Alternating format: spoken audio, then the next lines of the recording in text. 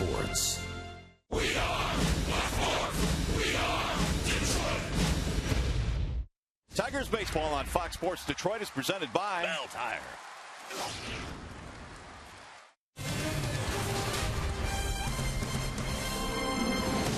Tonight, Anibal Sanchez will take them out for the Tigers in search of his 6th victory of the season on a special and warm night, a beautiful night for baseball. Welcome to Comerica Park.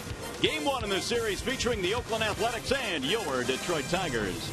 Hi again, everyone, and welcome to Tigers Baseball. Mario and Pemba, glad to have you with us here tonight. A very special evening here at the ballpark. We celebrate the 30th anniversary of the 1984 championship team. As we check down in the field now with my partner, Rod Allen, of course, part of that team. Rod, especially part of the opening ceremonies, I'm sure, here tonight. Oh, no doubt about that, partner. One of the best years of my professional career, a 1984 championship team. This crowd here is just amazing. 40,000 people in attendance here showing this kind of love to this team 30 years ago. It's awfully special. I love it. All right, now that is the backdrop for this ballgame tonight, which obviously is going to be a big one. You've got two of the top teams in the American League, a team that is really good statistically pitching-wise. The Tigers, of course, very good offensively. Well, not only that, they both have good managers. We have Brad Ausmus. They have Bob Melvin. You have two outstanding pitching staffs. The Oakland Athletics pitching staff has been a whole lot better this year. You take a look at where they rank as far as pitching is concerned. They just shut you down. Their run differential is tremendous. They have a really good baseball team. On the other hand, from an offensive standpoint, the Tigers are stellar too. They've got Miguel Cabrera. They have J.D. Martinez. They got Torrey Hunter. They've got a really good team. Two good pitchers going today. This should be a lot of fun here tonight. It's already been a good day. It's been a fired-up crowd. There's no doubt about that. And through the course of the broadcast tonight, we'll have a lot of the 84 Tigers coming through the booth, so stay tuned for that. And after a short break, we'll send you back to the Call Sam Studios. Check in with Mickey York. But coming up in this one here tonight, the boys are back in town. Tigers come home from the road trip, and the 84 guys are back in the Motor City. Stay with us. Tigers A's coming up next.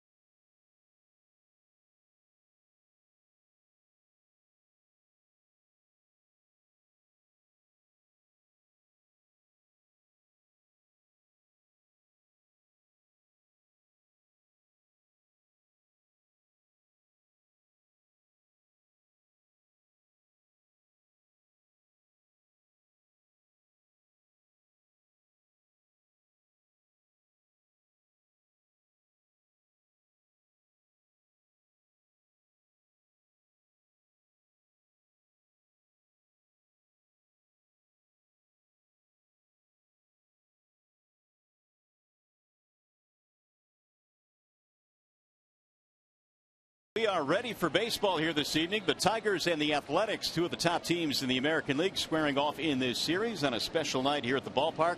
Anibal Sanchez on the hill for the Tigers, the 30-year reunion of the 1984 championship team as well. So we will talk to a few of those former Tigers as the broadcast continues here tonight. The Tigers, meanwhile, finishing up a really good road trip. They won 7 of 9, and the Athletics come to town with one of the best records in all of baseball. So this will be an outstanding series here at Comerica Park.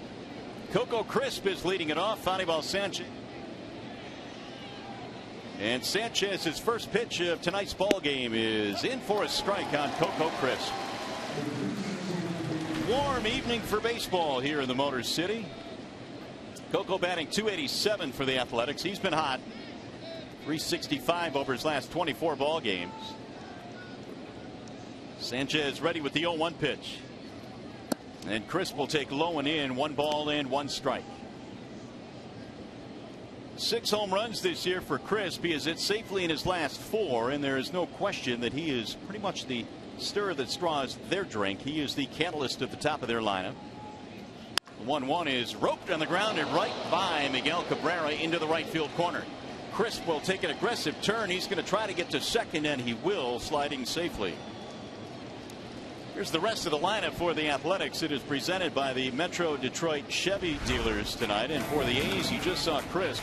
He is followed by John Jaso and then Yoenis Cespedes, who's been red hot, 13-game streak for the Athletics. Moss and Donaldson to follow, then Stephen Vogt at first base. They've got Lowry, Callaspo, and Sogard as your bottom three. And the right-hander, Anibal Sanchez, presented by Family Heating, Cooling, and Electrical. Anibal Sanchez has made 8 starts since coming off the disabled list, 5-0 in those starts. You take a look at overall his numbers this year, 2.64 ERA. Opponents hitting 189 against Anibal. Meanwhile, Sanchez being made to wait. There was a bird that was stationed between home plate and the pitcher's mound, and finally John Jaso had to chase him out of there. But he does not want to leave. So a leadoff 2-base hit for Coco Crisp. Jaso batting .279 with 7 home runs this year.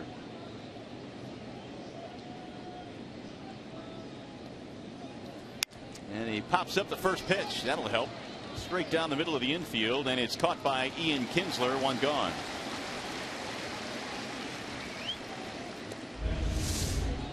Well, maybe that's bad karma, chasing the bird off the field. That's, I guess, home field advantage. I don't know. Whatever, it worked, and the bird's still kind of hanging out.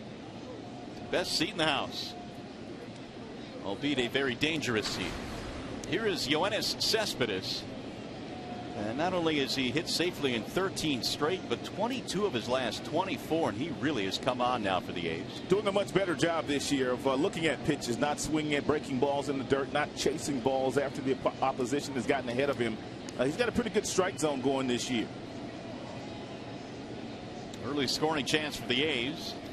And Cespedes looks at a strike, 0-1. You can't forget about Crisp out at second base. Even though Cespedes is on fire right now, Coco Crisp, he has the ability to steal third base. A's came in tonight with 51 victories, and they are tied for the most in the majors with Milwaukee.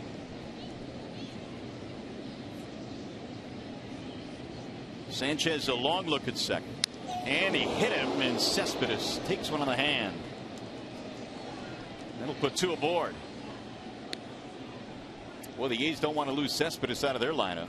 That is the 3rd hitter now that Anibal Sanchez has hit in his last couple of outings. Hit a couple of Texas Rangers 5 days ago as well.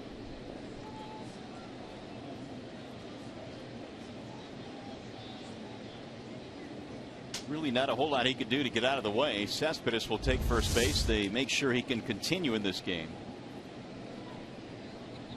Got it on the right hand.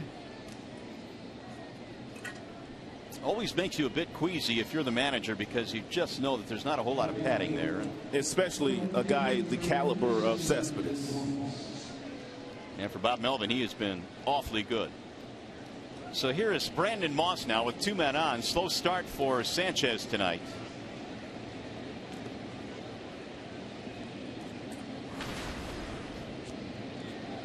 Moss, a .264 hitter with 18 home runs.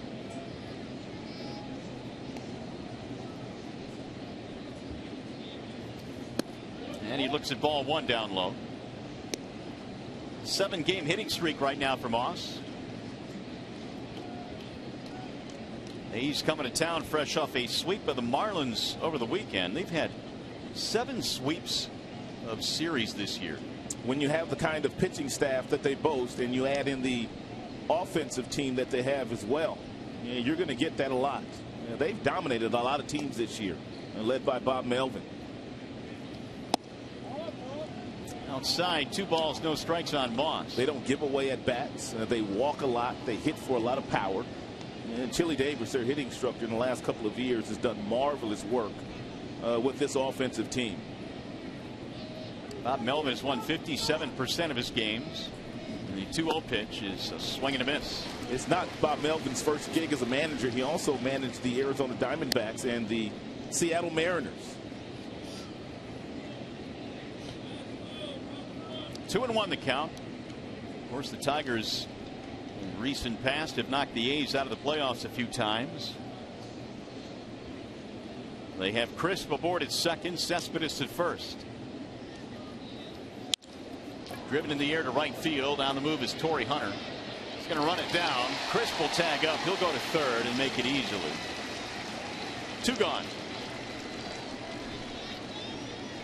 Let's take a look at the starting defensive alignment for the Detroit Tigers. It's presented by Beaumont Health System. In the outfield, you've got Davis, Jackson, and Hunter. Castellanos, Suarez, Kinsler, Miggy round out the infield. And the catcher tonight is Alex Avila. So Sanchez now has a chance to pitch out of the first inning problem. Josh Donaldson will stand in. And he really has been battling it, although he's had good numbers this year. The Tigers saw him earlier this year when Donaldson was really swinging it.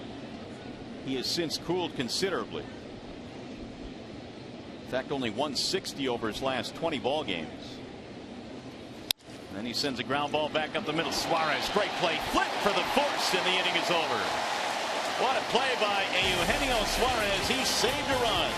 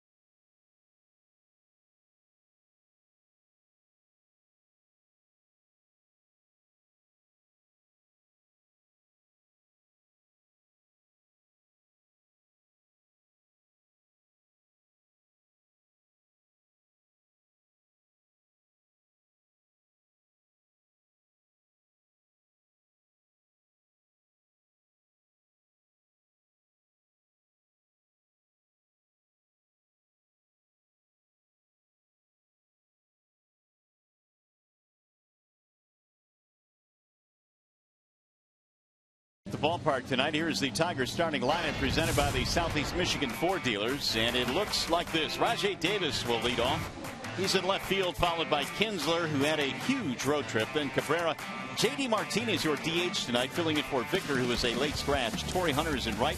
Castellanos at third. A bottom three of Avila, Suarez, and Austin Jackson batting ninth. And they are facing the left-handed offerings of Scott Kazmir. And Scott Kazmir has had an outstanding season. He did have a rough outing 5 days ago against the New York Mets. Gave up 7 earned runs in that contest. But other than that, his numbers are sparkling, and he might be the leader in the clubhouse to start the All-Star game this year in Minnesota. His numbers certainly deserving of it. We'll check out the Bernstein advantage now, and certainly Rajai Davis has the Bernstein advantage against Kazmir. How about these numbers? 9 for 18 against Kazmir. With a 3-bagger thrown in there, and Kazmir delivers a strike. And that may be one reason why he is leading off today instead of Ian Kinsler. His numbers career against Scott.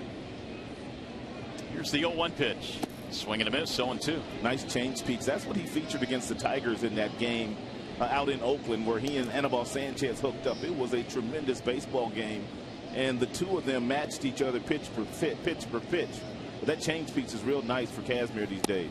Yep, there goes Davis.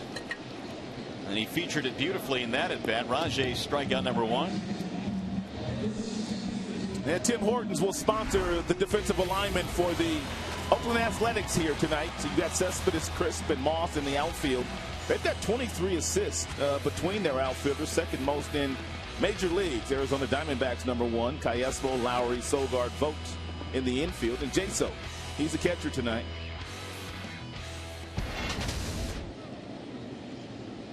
Here is Ian Kinsler now with one out. Kinsler batting .307.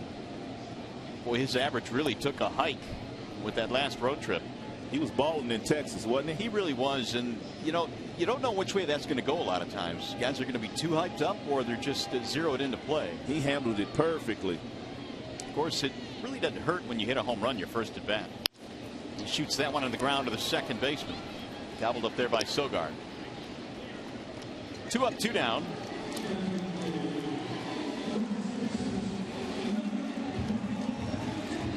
Here is Miguel Cabrera.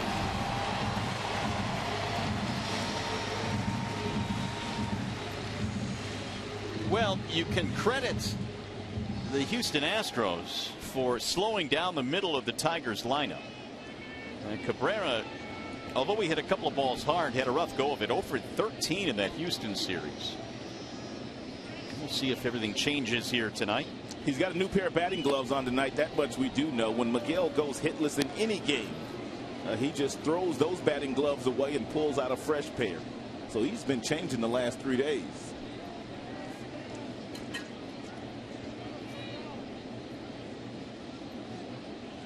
Kazmir ready, and he missed outside. And Kazmir reminds me of the former starting pitcher Mark Langston, with that high leg kick, a high 3/4 arm slot. That one missed. 2 balls, no strikes. Well, Kazmir has been through just about everything in his career. Was out of baseball, was pitching an independent ball, thought his career might be over. Now this year he's probably headed to the All-Star game. 95 miles an hour, topping out with his fastball, which gives him nice separation between the changeup and the breaking ball. He's throwing a lot of strikes. He has just been an outstanding pitcher this year. And really, you can go back to the second half of last year when he was in Cleveland. He was tremendous, and that's why the Oakland Athletics identified very early during the free agent process that he was the one guy they wanted.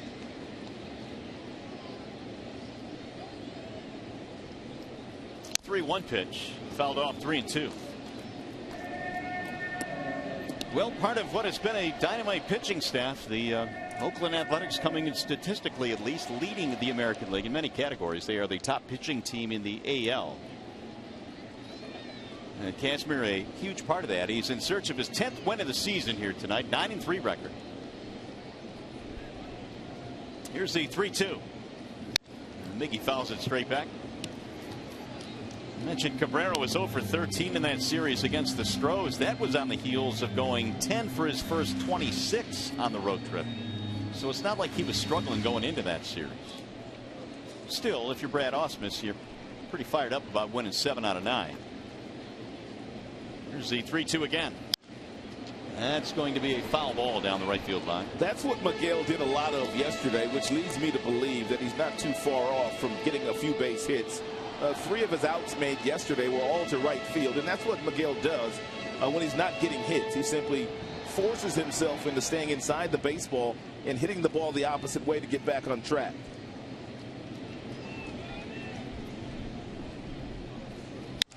There you go, base hit. This one into left center field. Cabrera taking the turn. He's going to try for 2. Here comes the throw, and he's going to be in there. It's going to be a 2-out double.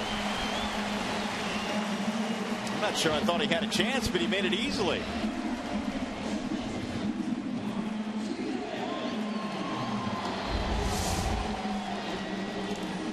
Now Miguel got himself a fastball right down the middle, pulled his hands in nicely, ripped it right past their shortstop, Jed Lowry, and he was going 2 from the time he left the batter's box.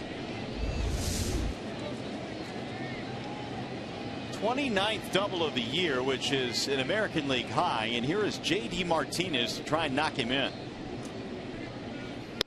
J.D. was not in the initial lineup. Victor Martinez was going to be your DH, but some side soreness has taken Victor out of the lineup. Well, this guy right here is a pretty good replacement. No doubt. J.D. having a monster season so far. 317, 9 homers. And his month of June has been absolutely stellar. 354 this month for J.D. That changeup, however, that Kazmir is featuring here in the very first inning is absolutely dirty. I mean, great arm speed, which sells the pitch. And he's throwing his fastball at about 92, 93, that changeup at about 80 miles an hour. Fouled off at home plate. 1-2. Tigers, by the way, now have 171 doubles this year with that Cabrera two-bagger, and that leads all of Major League Baseball. Now the question is, can they get him in? Martinez behind in the count with Torrey waiting on deck.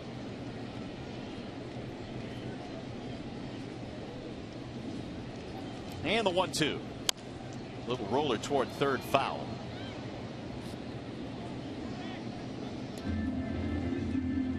Martinez with 32 RBIs this season spent just about the first month down at AAA Toledo. The Tigers could not ignore his numbers. Quickly hit 10 home runs in the month of April.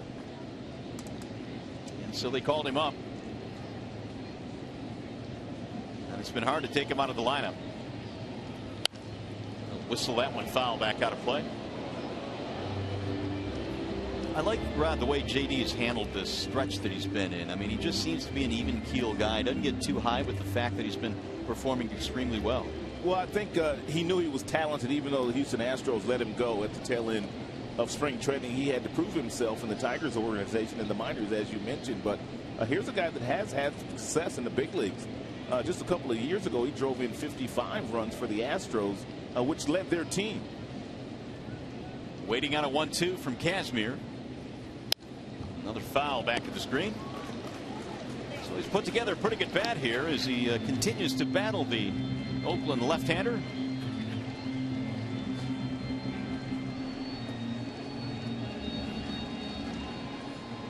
Torrey Hunter waiting on deck. The Tigers had him in the 2 spot in yesterday's game. He's back down to 5 in the lineup here today.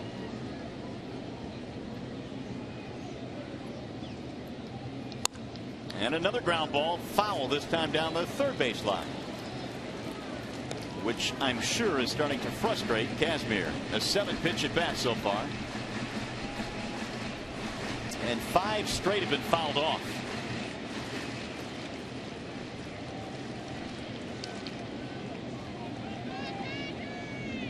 Cabrera, 2-out double, standing at second. And again the 1-2. Got him finally. Down he goes. Off speed pitch. Another strikeout for Kazmir. His second of the game.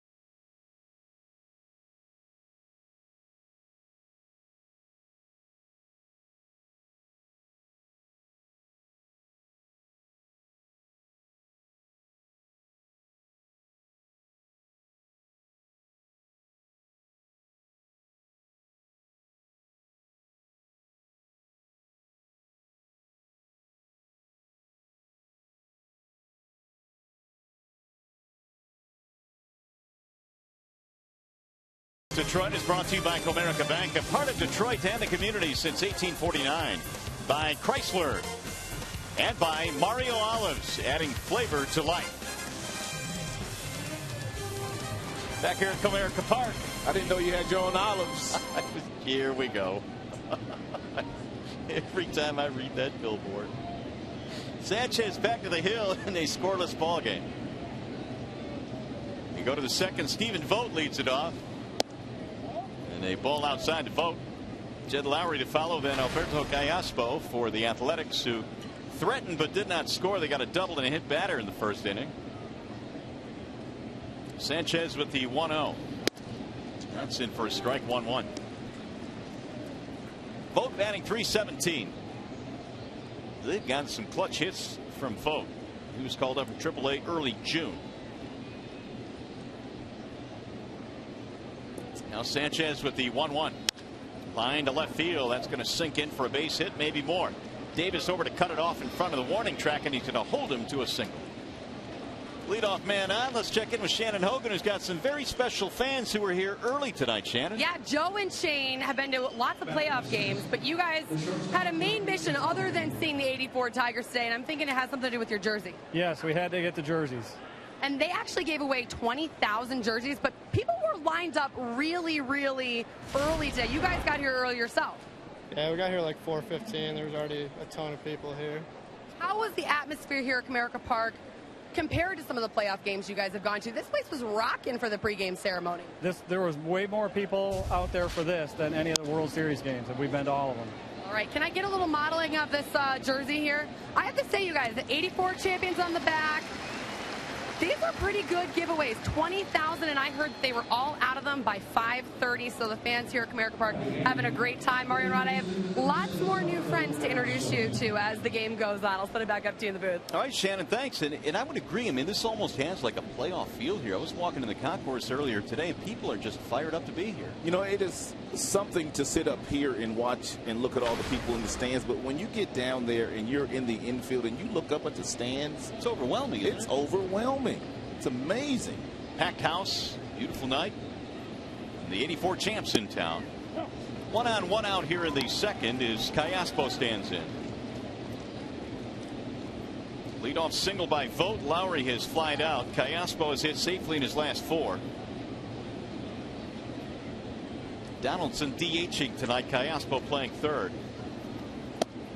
And Sanchez sails one outside. 1 ball, 1 strike. And Callaspo has good numbers against Detroit. It really doesn't matter whether he is wearing the Kansas City Royals uniform, the Angels uniform, or now Oakland Athletics uniform. He's a good contact hitter, and he's put up good numbers against Detroit pitching. Yeah, he's hit over 300 in his career against the Tigers, 315 to be exact. And when you look at these numbers, 7 homers. He's a tough out. I mean, he's that one guy that you don't want coming to the plate with runners in scoring position with the game on the line. Doesn't strike out very often, puts the ball in play. He was acquired from the Angels at the deadline last year and provided a valuable piece to the Oakland lineup in the second half and in the postseason. Here's the 1-2. Bouncing in, 2 balls and 2 strikes. And here, if you're Sanchez, you might want to go upstairs with about a 94, 95 mile per hour fastball to see if Callaspo will chase it.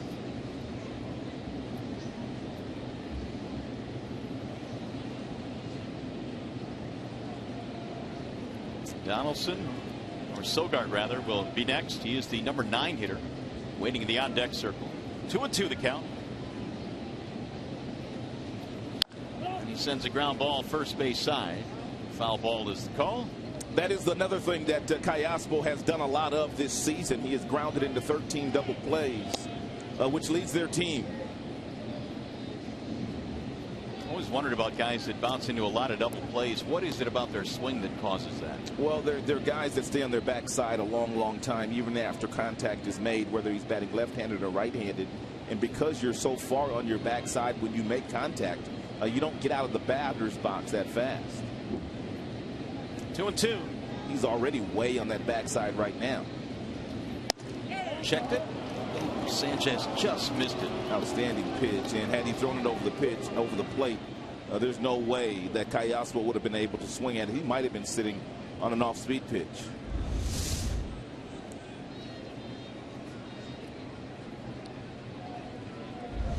Full count now, 3-2.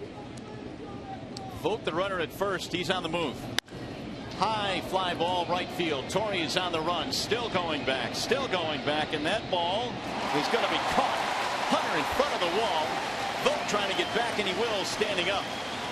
Boy, Cayaspo hit that ball a ton, but Torrey had it all the way.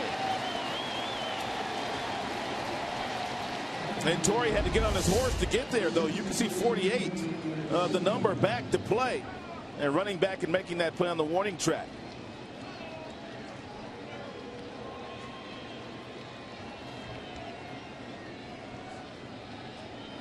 Vogt, I think, thought that thing might find a gap, but he had to come back. And had he pulled that ball, it might have been 10 rows deep. Here's Sogard now with 2 outs.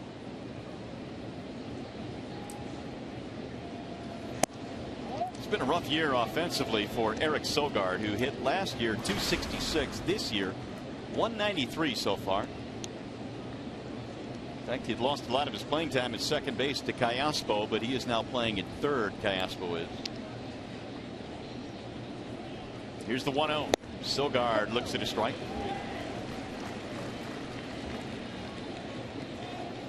This is Sogard's first start since the 17th of June.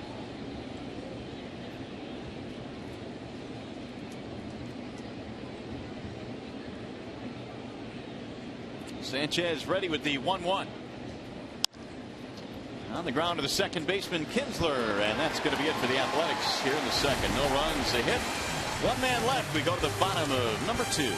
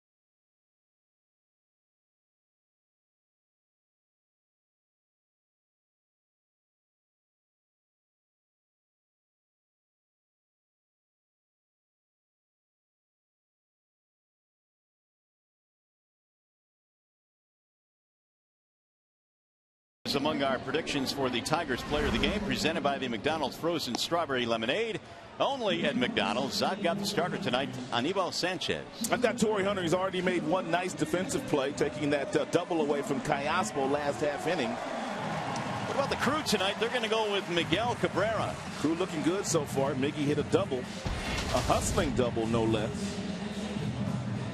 So those are our selections. It'll be Hunter Castellanos and Avila here in the second, facing Scott Kazmir. Scoreless game, game 1 in this series. Tigers and Athletics hooking up in what should be an entertaining series here at the ballpark as we head toward the All-Star break. And a ball high to Torrey Hunter. And Torrey Hunter's done nice work overall against Oakland Athletics pitching the last couple of years.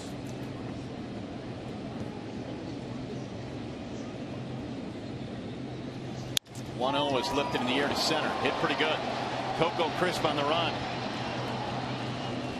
1 out. And we told you that Anibal Sanchez and also Scott Kazmir, they locked up for an outstanding pitching duel. This was back in Oakland, and Kazmir, as we told you, he matched Anibal pitch for pitch. Fastball got up to 95, but he had nice separation in velocity between the changeup and the fastball. Good arm speed as well with the changeup and the breaking ball. And he is pitching with a lot of confidence these days. Young boys call it swagger. Got a lot of that, no doubt. 30 years of age, Kazmir. The line on that day, 8 strikeouts, no walks, a 6-hit complete gamer. Swing and a miss by Castellanos. Nick has hit safely in his last 5. Batting .270 now. Castellanos, over the month of June, has been able to pump his average up. There's a wave and a miss. He left the strike zone there, 0-2.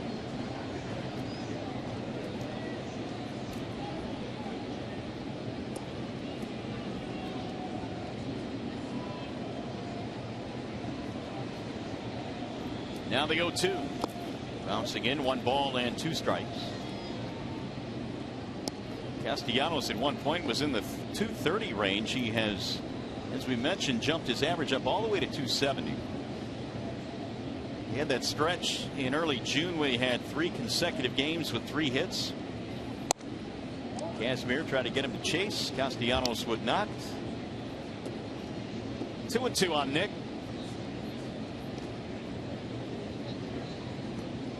1 out, nobody on in the second, no score.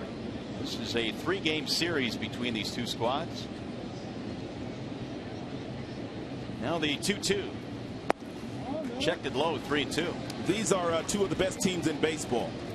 And so you figure it's going to be highly contested the next 3 days here at Comerica Park.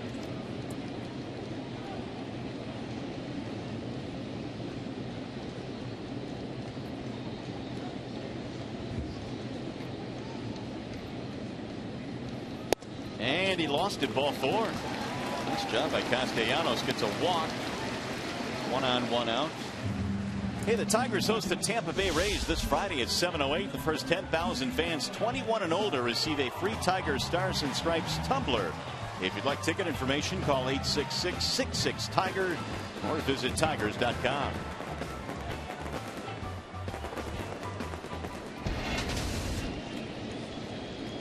Here's Alex Avila.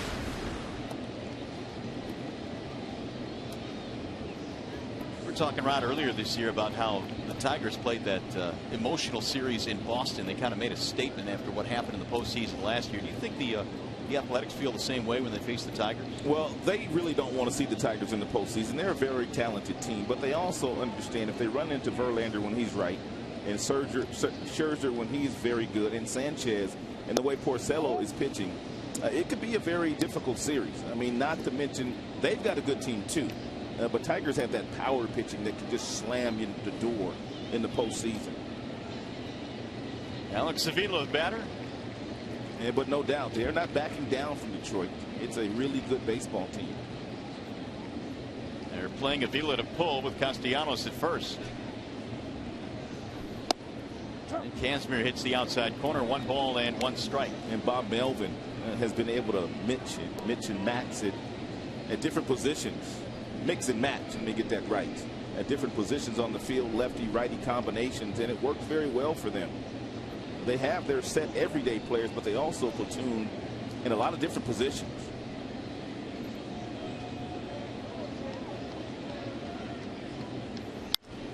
Lifted down the left field line, slicing, foul ball. He almost dumped that into the corner, which would have scored a run probably. We kind of touched on this in the open, the differences between these clubs, or at least, you know, what they're matching up against here. The Oakland pitching and the Tigers hitting. And no doubt Oakland has a really good pitching staff, and therefore they shut down the opposition on most nights. And they also have a really good offensive complete team too, which has allowed them to win 51 games. And we know the Tigers offensively have the best average in the American League. 276 coming into play tonight. 1 on, 1 out. Avila batting with Castellanos at first. Swing and a miss. So Avila goes down on strikes. Kazmir with his 3rd strikeout of the game. It's going to bring up Eugenio Suarez. It's good to see Suarez have that really good series against the Astros. He got some big hits too. I mean, because the big boys in the middle of batting order weren't doing a whole lot. Torrey had a slow series in Houston. So did Miguel and so did Victor. But when they got down to Suarez's slot, every now and then there were runners on base, and he was able to drive them in. 9 hits on the road trip. Hit .310 on the recent 9-gamer.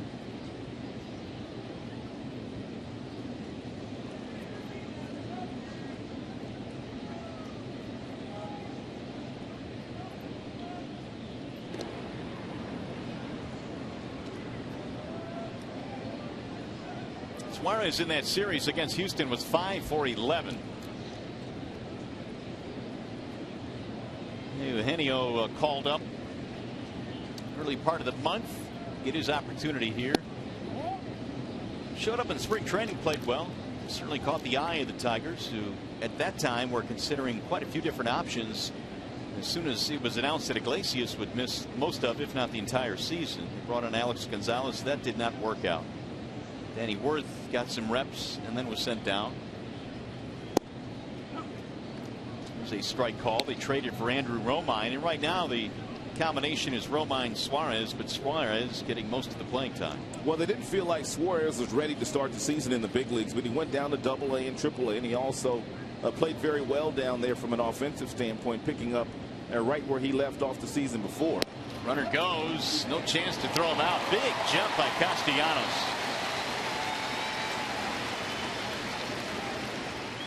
Yeah, he guessed correctly. He went on first movement, and with that high leg kick that Scott Kazmir features, there was no shot for the catcher Jaso to throw out Castellanos, who does not have good speed. But he guessed correctly, and he was able to steal the bag. Now we'll see if Suarez can knock him in. He's behind in the count 1-2.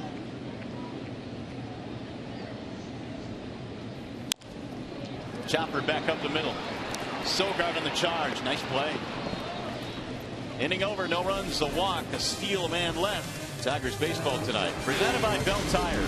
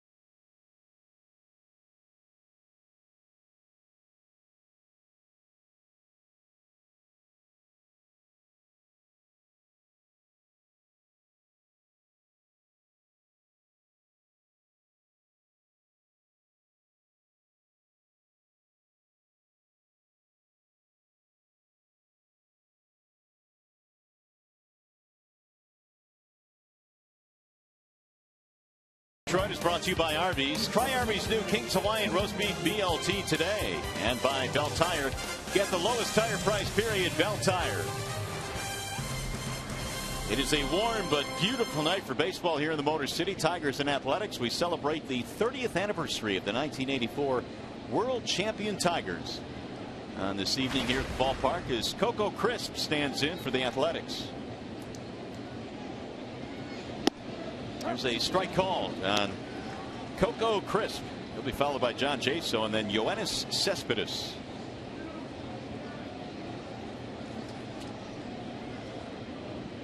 Crisp, a two-bagger to start the game, but they just couldn't score him. Later in the inning, they had a hit batter.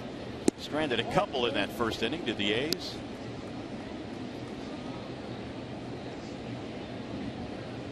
And Coco Crisp, outstanding leadoff hitter, and when he's playing well, the Oakland Athletics, they just go. Lots of base hits. He's got power. He steals bases. Man, oh man, there's another hit for Crisp. He's 2 for 2. Well, we have a chance. Time for a game break. We check in with Mickey York.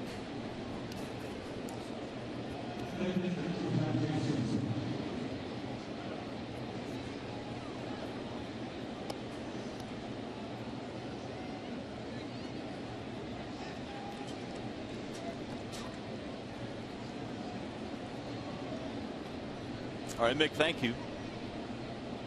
Leadoff man on for the Athletics here in a scoreless contest as we play in the third. Crisp has 13 steals this year. He's only been caught twice. Something Anibal Sanchez has gotten better at, and that's giving Avila an opportunity to throw.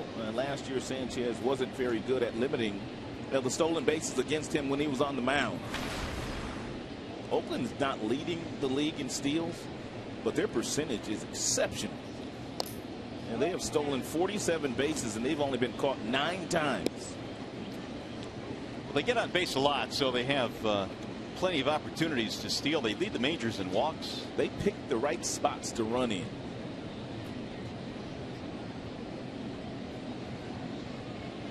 Jaso, as we look at the numbers on Coco Crisp, 80%. Jaso started the month of June poorly, but in his last 10 games, hitting almost 400. The 0-1. Bouncer right back to the mound and bobbled by Sanchez. His only play is to first. There's nobody covering third, so Suarez bolts down there.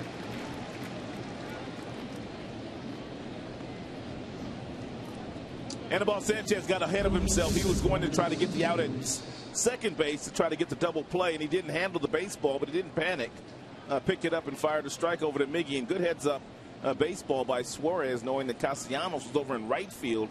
Because of the shift, he was able to get to third base to make sure that Crisp didn't entertain the thought of getting over there. So the Athletics have a man at second. One out here is Yoenis Cespedes.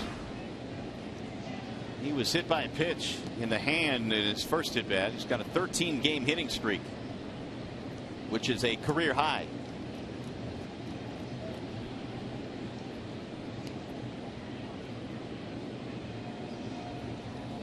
Swing and a miss. Cespedes has also been lighting it up with his arm defensively. He's made a couple of just eye-popping throws from the outfield. He has got one of the best arms in baseball. He's playing left field these days, but he's got a right fielder's arm. The A's outfield by and large has had a really good year at throwing runners out. They have racked up a lot of assists this year. That one is fouled back. Josh Reddick, who just went on the disabled list. With a knee issue, he's also another one of their defenders that has a really good arm in the outfield when he's out there. 23 assists, which is the second most in the majors. Cespedes has 10 of those. I thought they would be behind the Kansas City Royals, but they're behind the Arizona Diamondbacks.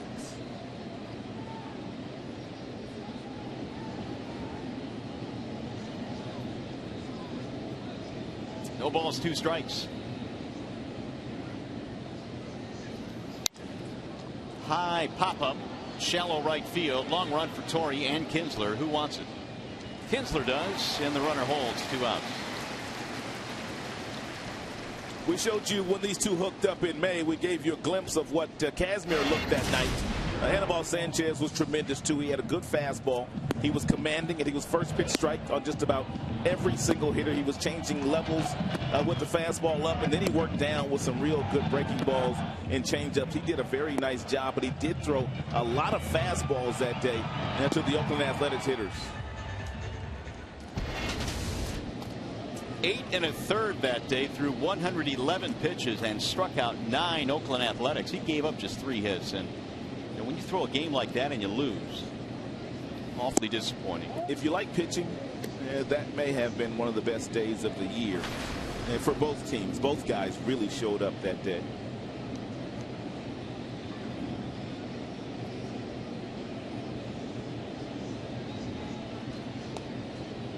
One ball, no strikes on Brandon Moss. 2-0 the count.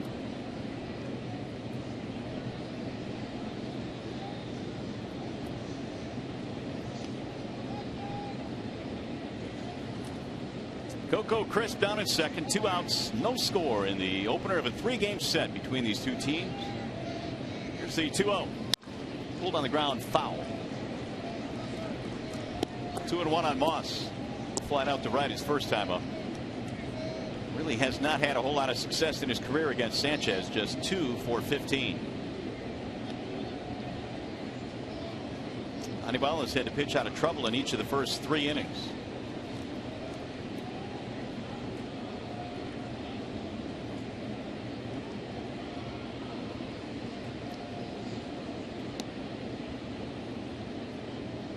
And the 2-1.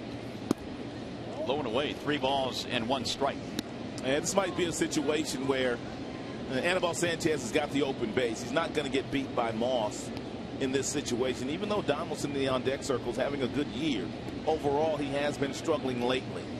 Yeah, that seems to be a part of the thought process here. It's kind of hard to think that you would pitch around a guy to get to Donaldson, but he has been struggling.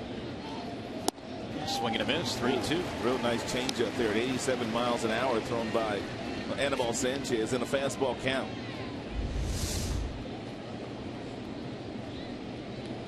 Location, location, location.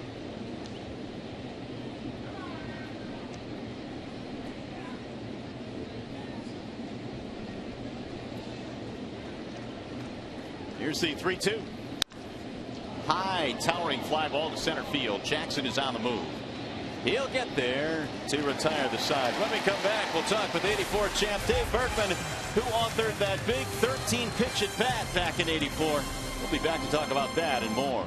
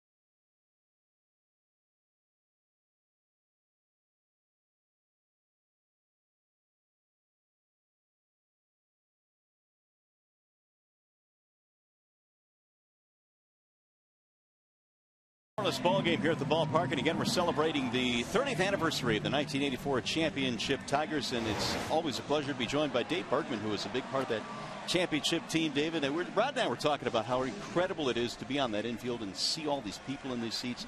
It's kind of overwhelming, isn't it? It really is. After all these years, these people still remember our team, 1984, and there were so many comments today in the Q&A at the concourse on how much the fans really meant to us, and that's so true. It really was. I mean, they were absolutely incredible night after night. But Dave, you're one of few. I mean, because most guys, I mean, they come to a city, then they go back to their respective hometowns, and they don't really have anything to do with that particular city other than during the baseball season. But you actually moved here, and you've been here year-round for a number of years, haven't you? I moved here after the 1984 season and been here ever since. In fact, I bought a home thinking that I would only be here for about 3 or 4 years because I went on basically a 3 or 4 year program. After the 3rd or 4th year, I was gone. They figured out I couldn't play, and they traded me someplace else. But it didn't work that way here in Detroit, and I was very thankful for that. Got a chance to play my last 9 years here, retire here, and I'm trying to be very active in the community and trying to be good to some of the kids, and see what happens. And mine is one of them, and I do appreciate that. It was good for him to play in your organization. But you know, Dave, I know that you love giving back to the community, and certainly this community appreciated you. But when you think back to that '84 season, the one thing obviously that all people want to talk about is the at-bat against the Toronto Blue Jays, the 13-pitch at-bat, and we want to go back to that because obviously that had to be one of the things you really remember about that year. Well, I'm almost forced to remember it because that's what people want to talk about, but I'm very thankful that they do because I'm sure we can go back and find out when I struck out with the bases loaded. So as Rod can tell you, sometimes it's better to be lucky than good, or be at the right place at the right time, or however you want to say it. And fortunately, that's what people remember me about. And, I'm very thankful for that. You know, when you came to the Tigers at the tail end of spring that year, Jackson lifting this one to right field for out number 1. Did you know much about the Tigers overall as a team? Sparky Anderson, many of the players, obviously it was a great team, but did you know a lot about the team before you came over at the tail end of spring training that season? Rod, all I can tell you is that they were good. That's all I knew because they had a real good season in '83. I knew about Sparky Anderson because he was in the National League when I was there. Of course, I knew Darrell Evans and Larry Herndon, and both of those guys were like, I don't want to call them mentors for me when I was in San Francisco because I was a little bit more veteran than that, but just great role models. Larry Herndon was very quiet, led by example, and Darrell Evans was a little bit more vocal. And of course, I played against Jack Morris and Lance Parrish and Tommy Brookins in winter baseball, so I had a little bit of knowledge about the club, but I really had no idea what I was getting myself into, and boy, I really enjoyed the ride, that's for sure. Dave, what makes a good pinch hitter? Because obviously you excelled at it in the big leagues. In your mind, it's a difficult job, I would assume. What makes it so tough, and what makes a good pinch hitter? I think being mentally prepared and never giving into failure. There's a lot of failure in the game, and if you let pinch hitting determine how your mental ego is going to be, it can really eat you up. And if you do make an out, you've got to learn from that out, and you got to be prepared the next day. You can't let it go from one day to the other, and there's no excuses as a pinch hitter. You know, sometimes you might go a week without getting an at bat, and the next thing you know, you're hitting in the 9th inning against the best reliever and pitcher, and if you make an out, you made an out. So you got to figure out ways to keep yourself prepared. Ian Kinsler, the batter here with 2 outs in the 3rd. What's your take on this 2014 Tiger squad, Dave? Well, it's pretty simple. I'm going to tell the listeners, go to www.sigmainvestments.com. Go to publications and look at my newsletter that I wrote for our clients that is titled From Snowballs to Baseballs, and that'll give you an analysis at that time of what I thought the club looked like. But I will tell your listeners that my last comment was, enjoy the season. I would suggest that you think about buying your World Series tickets now. Wow. So you feel they do have that potential? I absolutely do. I like the fact that they've got some pop in the lineup. I like the fact that they've got some speed in the lineup. I'm hoping that this defense will start to come around a little bit. We all have confidence that the starting pitching staff is going to become rock solid, hopefully from here to the remainder of the season. And as far as I'm concerned, that's a pretty good combination. Kinsler batting here with 2 outs in a scoreless game. Casimir's 0-2. It's floated into right field. That thing is sinking, and it's going to drop base hit. Kinsler will hold up with a 2-out single. Talk about Sparky Anderson for a moment, and how influential was he for you in your career after you became a Tiger? I walked into the Joker Marching Stadium when I was traded, and I think there was only about a week left of spring training. He called me into his office, and he says, "Are you ready to get 250 at bats this year?" And I made him repeat it. I said, "Excuse me?" He says, "Are you ready to get 250 at bats?" And I said, "Absolutely." I said, "Sparky, I got to tell you, a manager's never said that to me before. I never knew if I was going to get 5 at bats or 300 at bats or whatever the case may be." Now, that being said, Frank Robinson played me, and but he never said that, you know, I'm going to guarantee that you're going to get 250 at bats. You're talking about 250 at bats with Darrell Evans as the first baseman. Well, you know, Darrell played third, DH. Sparky moved us around, and you know, he threw me out in the outfield back then a little bit, and so he made sure that we got our at bats, and I was certainly thankful for that. In fact, my first at bat as a Tiger, I popped out foul territory 3 times against the Minnesota Twins. I didn't even have to get out of the batter's box, and I said, "Well, I'm going to be seeing the pine for about a week." And I maybe even played the next day. I don't remember. Well, you had a chance to play for Sparky. Obviously, Brad Ausmus, no managing experience, but he seems to have a really good grasp on what that job is all about. He's a very cerebral manager. He's very, very calm. There was a period of time, though, I would have liked to have seen him come unglued maybe, just to kind of see if we can get something going here. But that's just not his style, and I don't know Brad very well. Just maybe enough to say hello. I don't know a lot about his personality. You guys obviously know him a heck of a lot better than I do. But that even keel is really a good trait to have as a manager. No balls, 1 strike on Miguel Cabrera. We're talking with Dave Bergman of the 1984 champion Tigers, who are being celebrated here tonight, the 30th anniversary of the '84 Tigers. And they got him picked off. Kinsler on his way to second. Ball is dropped at first by Vogt, and he'll get in there safely.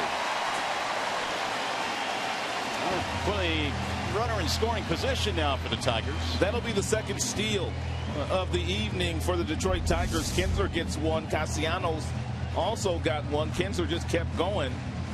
And Voigt couldn't make the transfer out of the glove to get the ball to second base. And Kazmir a little bummed about that. Vogt was a late defensive switch. He's playing first base. They flip-flopped with Moss. Moss is out in right field, so that comes into play in this game. Vogt dropped the baseball. He's one of those guys that's very versatile that we were talking about that Bob Melvin has at his disposal. He started one game in right field, played first base, and he also caught in the same game. What is your take, Dave, on the guy at the plate right now in Miguel Cabrera? I'm going to go on record as saying he might be one of the top 5 best hitters that's ever played the game. Probably wouldn't get many arguments. No, not from me. And I will go on record saying that, in my opinion, he's the best hitter in baseball today. He's got tremendous balance, hits to all fields, got great power. You very seldom see him take a bad swing. And the thing that I'm the most impressed with him is that he has fun and he works very hard at the game. That'll get fouled down the right field line. And he works probably harder on defense than he does on offense. And think about this. He's a superstar. We've already got him pretty well pegged for the Hall of Fame. If the Tigers ask him to play third, he'll play third. Play left, he'll play left. He doesn't care. Whatever's best for the team. He just wants to play. He's always got that smile on his face. He absolutely loves playing this game. Of course, you know what, Rod? You can relate to this. You're as good as he is. You're going to have fun playing this game. Dave, we appreciate it. Thanks so much for coming on with us. Congratulations again on the celebration tonight, and thank you very much. Thanks so much for having me, guys. All right. 84 champ Dave Bergman, the last out of the 84 championship. Larry Herndon comes in to make the running catch, and the party began.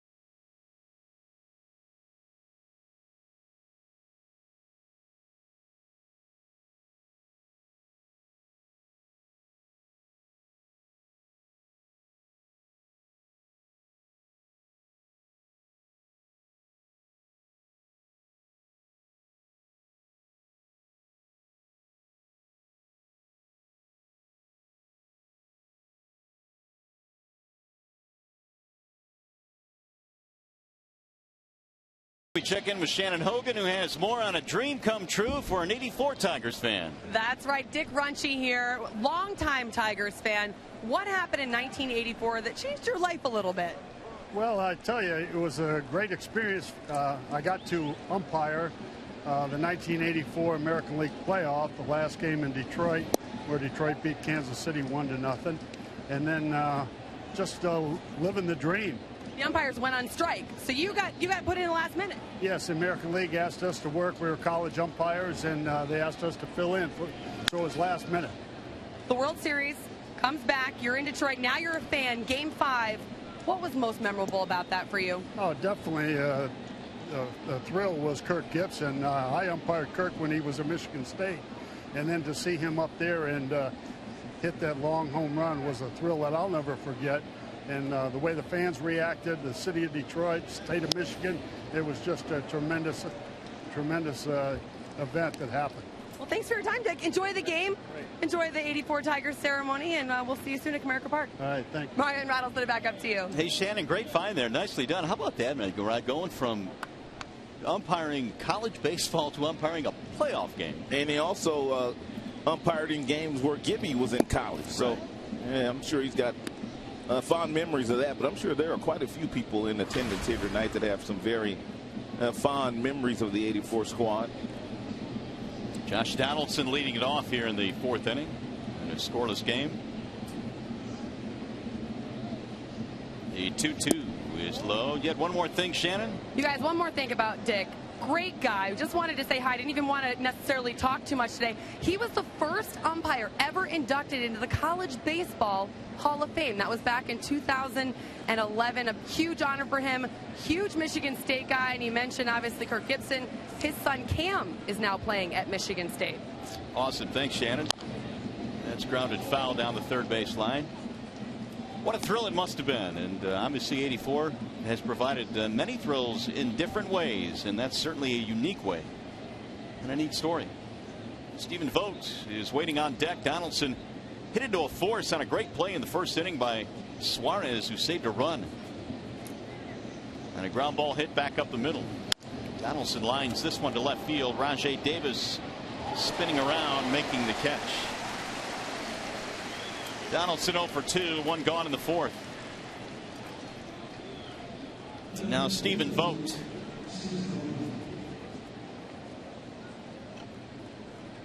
Sanchez is still looking for that first 1-2-3 inning. He faced 2 base runners in the first, 1 in the second, 1 in the third, but has kept the Athletics off the board.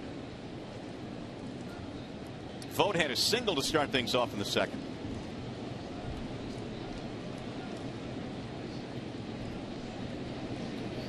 And he looks at a strike, 0-1. It's really interesting to see matchups like this, Rod, because you've got the team that walks the most in the major leagues against the guy Sanchez that real stingy with the base on balls. That's why first pitch strikes are imperative tonight for Anibal Sanchez, because it allows him to expand the strike zone and then forces some of the Oakland Athletics to kind of get out of their comfort zone. He makes them change. He's already 10 of 15 in first pitch strikes. Only 7 walks in his last 7 starts for Anibal. That's driven to center field, base hit. They could hit, though. They could just flat out hit. Yeah, Stephen Vogt's 2 for 2. Hey, join us again tomorrow in the middle game in this series with the Athletics. Our coverage begins at 6 o'clock with Tigers Live. It's Tigers and Athletics tomorrow night at 6 p.m. You can see it right here on Fox Sports Detroit.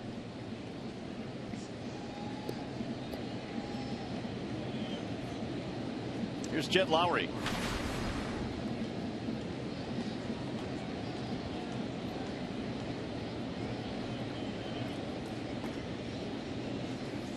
Lowry looks at ball 1 outside. And Sanchez now has reached the 50 mark, and here's the ratio through 50. And the majority of them strikes. 32 strikes, just 18 have missed the strike zone.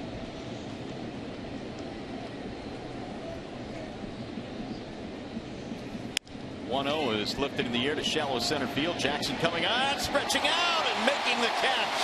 You don't see that very often. You don't see Austin Jackson leave his feet very often, but a real nice Nice play by Austin Jackson. There are times, Rod, where you and I will say, why didn't he stretch out for that ball? And that's why, because he can do it. And the crowd is giving him a nice round of applause. And you got to believe Sanchez appreciates it.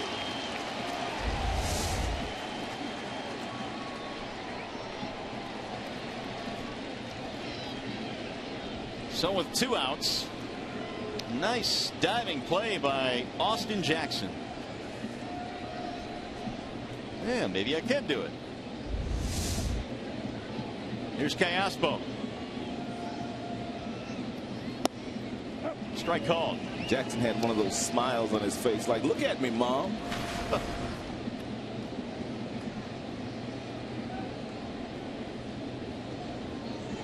No balls, 1 strike. You know, that's been a criticism of Austin Jackson's in the past, that he just won't leave his feet on some close plays. But, you know, he gets such great jumps, takes such great routes. Very seldom does he really have to leave his feet. There has been some occasions where he probably should have. And I would ask him the next day, why don't you dive for that ball? He says, I just don't dive. I don't feel comfortable doing it. If I can't catch it staying on my feet, then it's probably not a catchable ball. And to his defense, he does run down everything in center field, but it's encouraging to see him start to incorporate leaving his feet on that particular play. Do you think a part of it is maybe an innate fear to have the ball roll by you? No, I don't think that's what it is. There goes the runner, by the way. And the throw down to second going to be late. To be perfectly honest with you, you have a trio of outfielders out there right now that are going to be fighting for playing time. The way that J.D. Martinez has been swinging that stick, I think you're going to get the best out of Rajay, Austin, and Torrey as we move forward, because these guys were the starters when the season began, and they've become somewhat of a platoon system now for Brad Ausmus. So you're going to see the best out of these outfielders as we move forward in the season. Okay. No one wants to sit on that bench. Callaspo has a chance to drive in a run with 2 outs. Pickoff throw. Going to get off the glove of Suarez, but not far enough.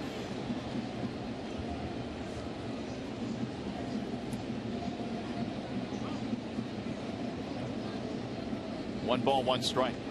No runs, 4 hits for the A's. No runs, 2 hits for Detroit.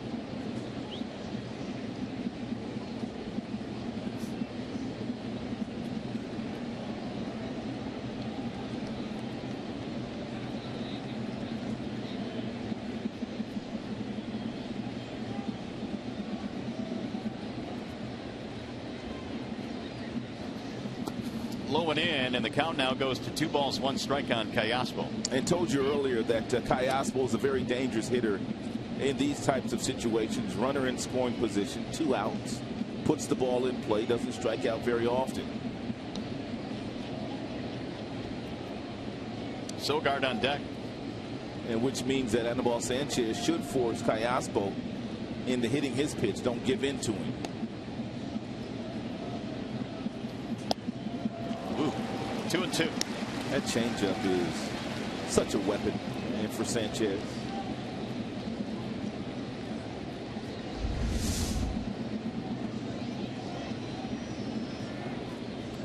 Not a good looking swing there by Callaspo. And his reaction validates that. A quick little chat with Avila. Well, Vogt out at second base is a catcher. And so any sequence that Avila puts down, because he's been out there for a couple of batters now, if he was cheating and he wanted to relay signs to Callaspo, he is capable of doing so. So Avila went out there to change the signs. How many pitches do you think it takes to realize what a sequence is? A catcher, only a couple of pitches. Middle infielders, maybe 2 or 3. But Vogt in this case, after Avila goes through one sequence and then he goes through the next sequence, the next pitch, Vogt knows exactly what the signs are. 3-2.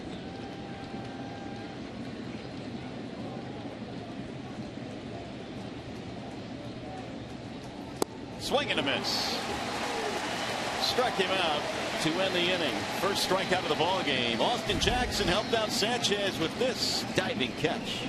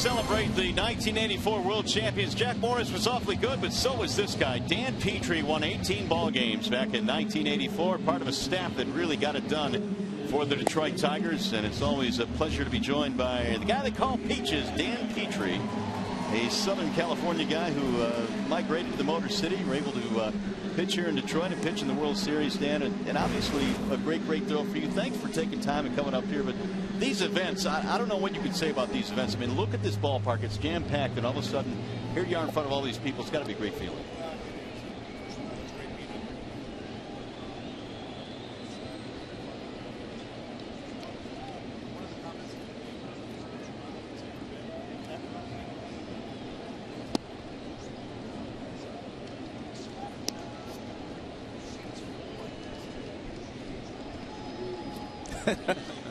And, you know, we've had several of these over the years, these reunions of the 84 championship. And for me, today was the most special. I mean, no Sparky Anderson, and we would have loved for Sparky to be here, but I'm talking about the same thing you did. The fans and the excitement in that concourse when you guys were down there asking questions. There was a ton of people down there.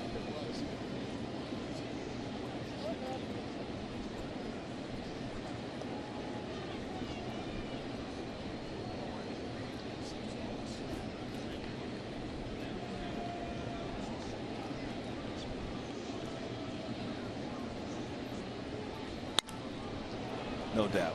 J.D. Martinez leading things off here in the bottom of the fourth as we chat with Dan Petrie. And Dan, we mentioned you won 18 ball games that year, and a lot of attention was paid to Jack Morris, and deservedly so. But you were kind of the quiet guy in that rotation that just in a workmanlike manner went out. You won 18 ball games, and you know that was just kind of the way you went about your business, wasn't it?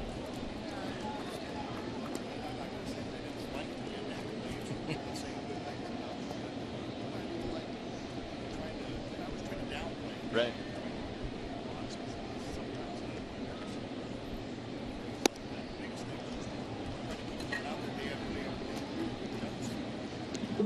Hey, Peaches, obviously I came to the organization that particular year and made the team out of spring training, but you had already been in the organization. But did you see that type of season coming? I mean, obviously you can't predict 35-5, but did you see that type of season and confidence coming that year?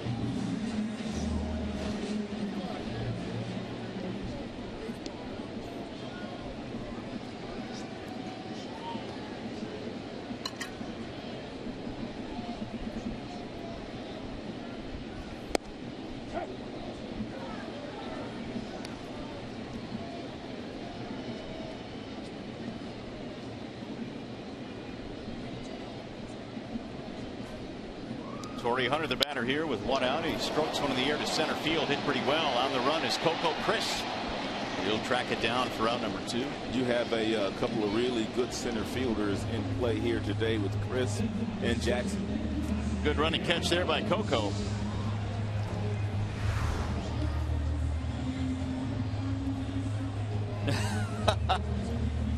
Well, here's some numbers on Dan Petrie. 119 wins, 3.84 ERA, and here's a number: 48 complete games with the Tigers. 48. I mean, it's kind of a lost stat these days, isn't it? Yeah, that surprises me.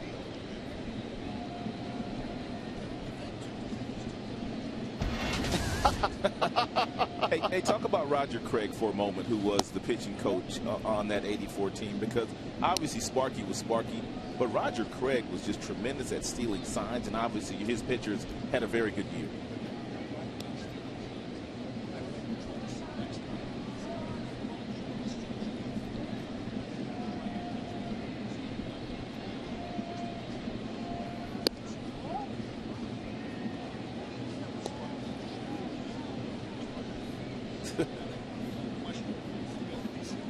Really?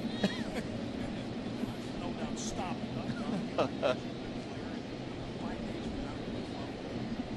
2-0 on Castellanos, and he looks at a ball. I used to sit next to him too, because I didn't play that much. I sat on the bench a lot, and after about 3 or 4 batters, Sparky would look over at Roger Craig and say, "You got the sign yet?" And Roger would say, "I got him, Sparky."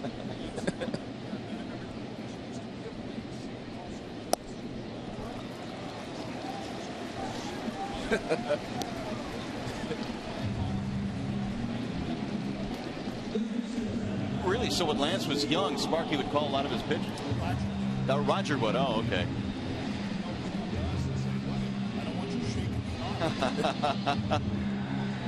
Well, you guys all kind of grew up together, and that's the one thing that people don't realize. Yes, there were some guys that came over like Willie Hernandez, Dave Bergman, and some changes were made as the season went on, but this was kind of a core group that grew up together.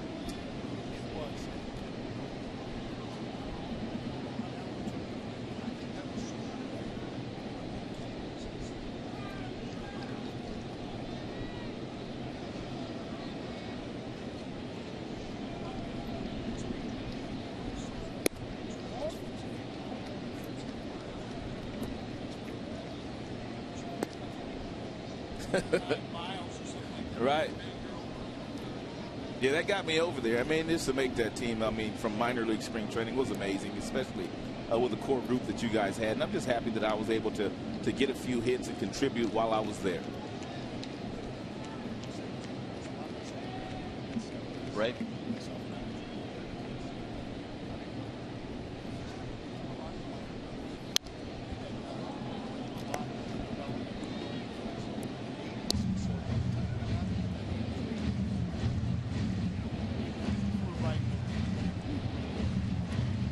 One ball, one strike on Alex Avila. Tigers and A's are scoreless here as we celebrate the 30th anniversary of the '84 championship team. Of course, the last Tigers team to win a World Series. Peaches, what kind of advice could you give the young kids out there in building arm strength? Do you like the changeup? Do you like the slider? You had a great slider. Would you impress kids to throw that pitch?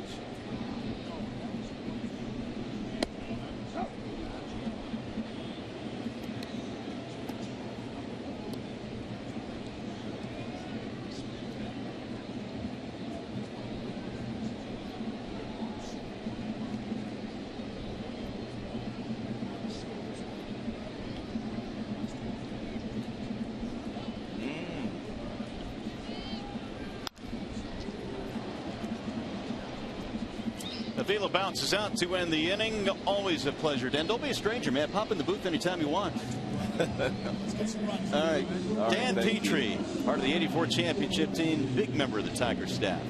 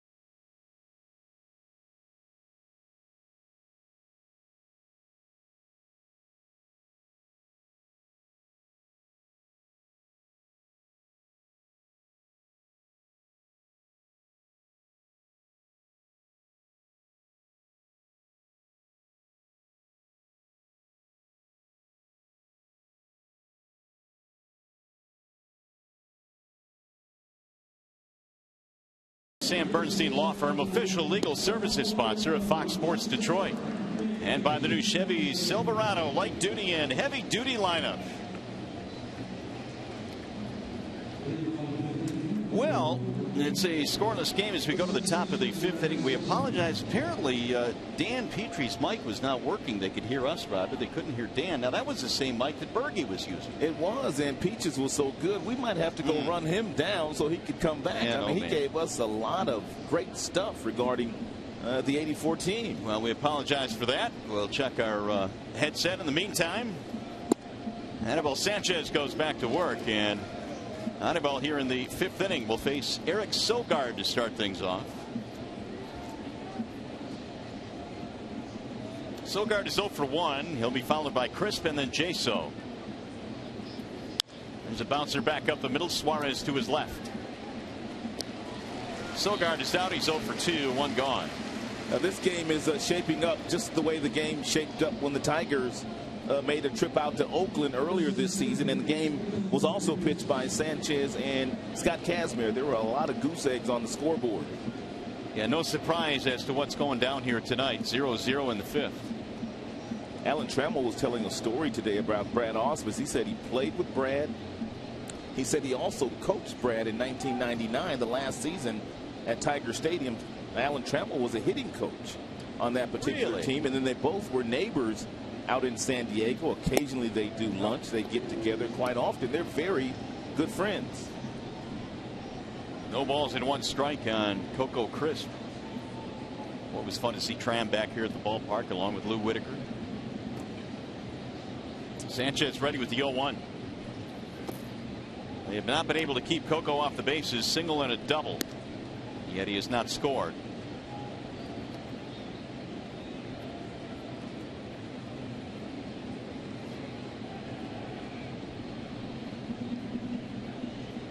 Here's the 1-1 pitch.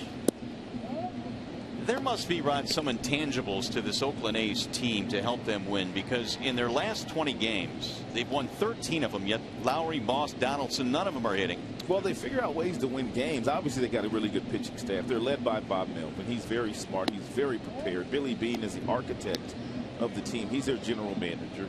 They go out and they find guys who not necessarily have success in other places, but they bring them to Oakland, and they platoon a lot of guys, and they just put guys in the best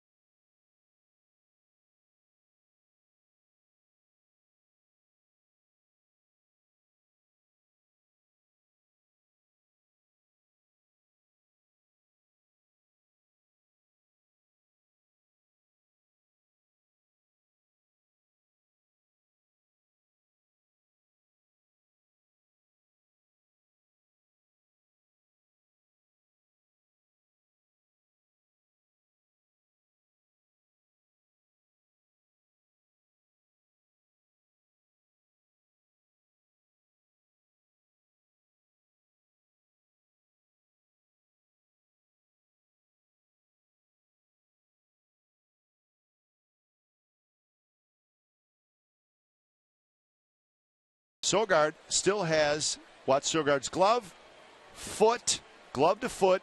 He's not touching the bag. Yep. He's out.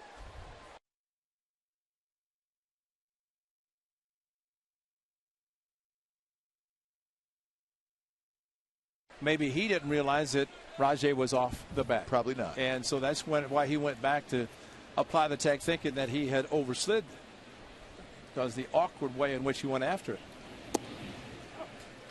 But now that has to be done so quickly, and Kazmir has to get off the mound and take your time and give Adam Roden a chance to look at it. And I don't know if,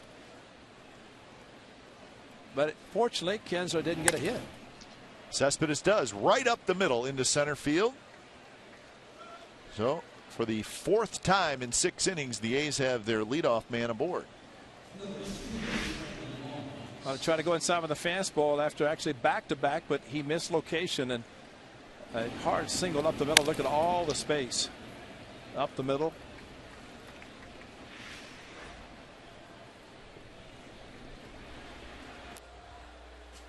"14-game hitting streak for Cespedes. Career high. By the way, the strikeout to Cayespo, we're told, was strikeout number 1,000 in the career of Sanchez. Only 4,000 plus away from Nolan Ryan. Yeah, he's working his way in that direction. I think the Hall of Famer, the rapid, hard-throwing right-hander who gives bow ties, or gave more bow ties probably than anybody, and he didn't give them as a gift either. It was kind of usually a payback.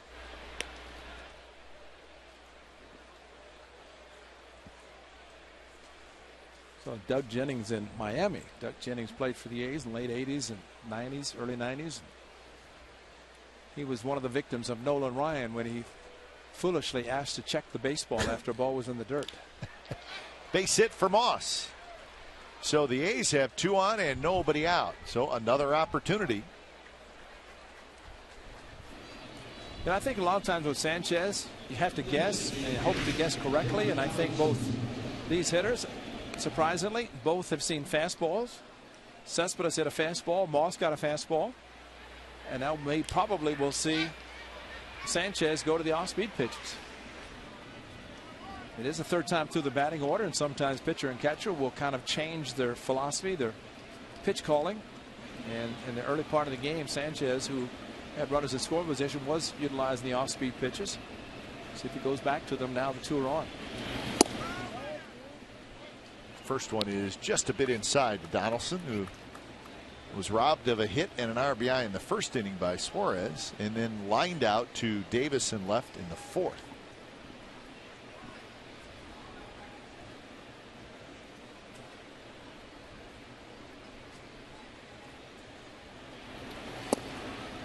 Looked like the same pitch, but a little better location, and the count is 1-1. It's almost like a 2-seamer batting practice fastball. It has movement. It's on about 88. Of course, Sanchez's velocity on his fastball is considerably higher.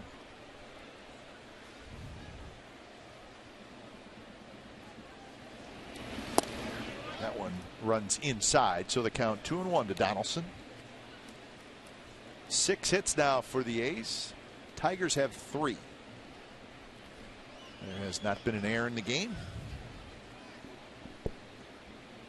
And it's been a quiet sellout crowd so far here at Comerica Park.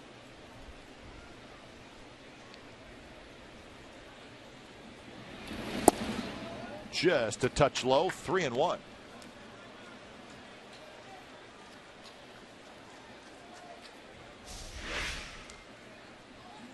Yeah, that's a pitch called low by Mike DeMuro.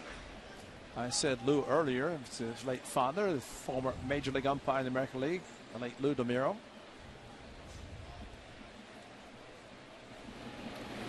3-1 pitch is hit high in the air. Hunter going back, still going back, and now warning track. He's got it. Cespedes will tag. He'll hustle to 3rd. So Donaldson hit that ball pretty well for the 1st out, but deep enough to advance a runner. And a good job by Donaldson, at least hitting the ball to the right side. It looked like when he initially hit the ball, he had to be upset, fooled, but it just kept carrying. And The outfielders have been busy, but it's a definite pitcher's park if you're a fly ball pitcher, and if you can get hitters to hit the ball from right center to left center. Utilize the biggest part of the field. So it did advance a runner, but he's now 0 for 7 with runners in scoring position. See if Vogt can come through. Vogt and Lowry in the on deck circle. First pitch to Vogt is a strike. He's got 2 singles and a stolen base tonight. Have to look in the first inning when the A's had Coco at third base. But it was the dive by Donaldson, the ball he hit up the middle. But it just looked like an opportunity for the A's to score. But the dive, that was with 2 outs. But now a similar ball. The Tigers trying to turn a double play. Vogt trying to hit the ball in the outfield. Fouled straight back. Now he's behind in the count, 0-2.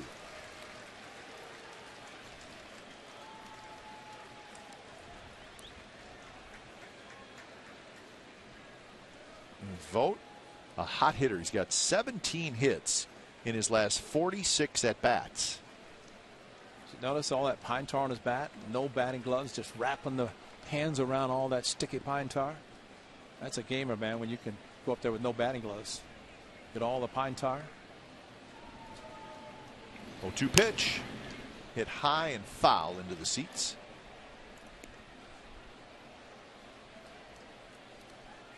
Oh, you're right, though, Ray. When Sanchez gets guys on base, he kind of does a soft sell on you.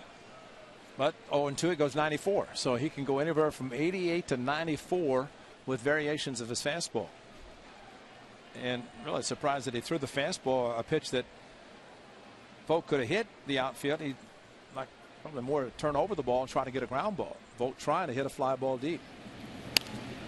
Good swing there. Another fastball at 94 miles an hour.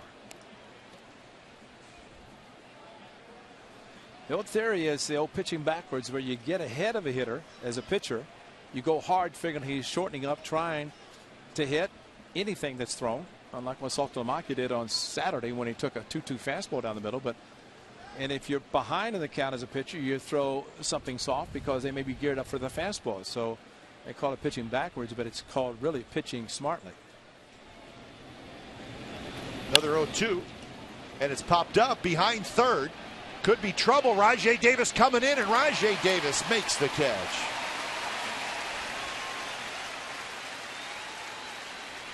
Well, he ran a long ways for that. Off the bat, it looked like it was going to fall. That's what speed in the outfield. And again, when you have speed in the outfield, a pitcher can afford to try to put the ball in the air.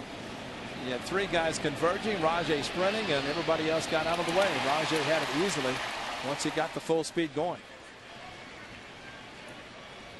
So a rare opportunity, runner at third, less than 2 outs, and unfortunately, with the 1 out, A's could not get him in. Now Lowry's going to have to do it with 2.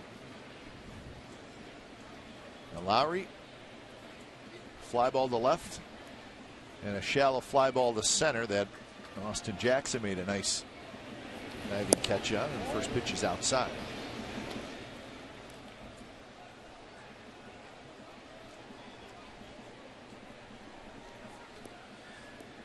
So Lowry, seen his average fall now to 216. Hard to believe. Again, except for Rajay Davis, outfield playing extremely shallow, and that's one of the danger, because it means that Jackson in center and Torrey Hunter right can go back on fly balls. Rajay thinking that Lowry might go opposite field, which he has done, and so he's playing deep, but he has the speed to come in. Lowry, pop up foul behind the Tigers dugout.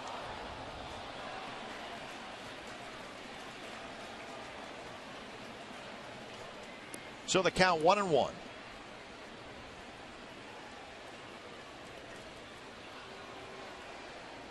Cespedes opened the inning with a base hit. Moss followed with a base hit, and the A's had first and second, nobody out. Now it's first and third, 2 outs. And the pitch is a fastball, and it's inside, 95 miles an hour. That's great pitching. If you can vary your fastball velocity that much, And it's all with a matter of the grip from his standpoint, the way he does it. Yeah, he's got a lot of movement on his pitches.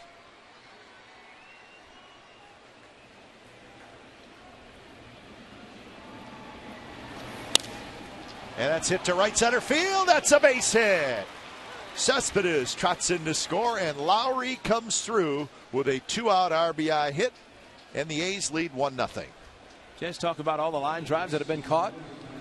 Banked that one. That was not a line drive. That was perfectly placed, and that's with a shallow outfield with a couple of guys fastball in and maybe jammed him just enough or towards the end of the bat. But bottom line, it dropped in the triangle between left, center, and second. Dropped perfectly, and as shallow as they were playing, that was hit nicely by Jed Lowry to get a 2-out knock.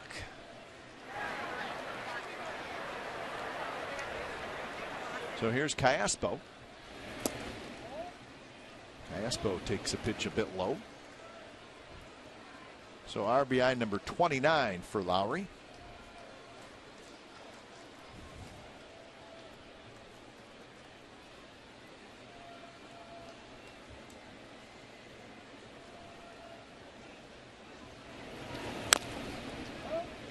It looks like Callaspo doesn't look real comfortable last couple at bats. He hit a long fly ball to right center his first at bat. Talk about pulling off. Yeah. So Cabrera doesn't do it. Well, Callaspo is doing it pretty consistently, and look what he has done on this road trip where he's gone opposite field, up the middle, from both sides of the plate.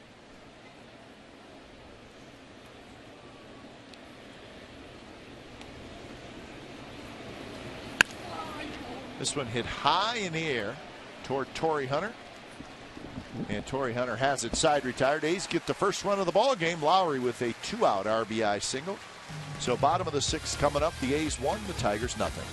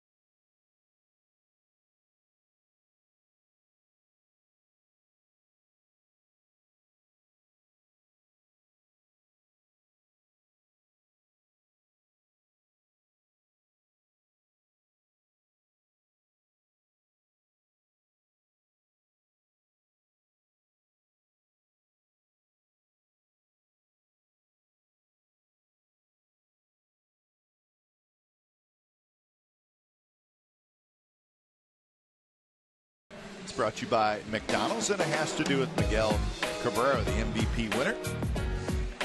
Where he was a rookie with the Marlins when the Marlins won it all in 2003, then traded to the Tigers, and he's won 3 consecutive batting titles, 2 consecutive MVP awards. He's got a triple crown, and he's a terrific player, folks.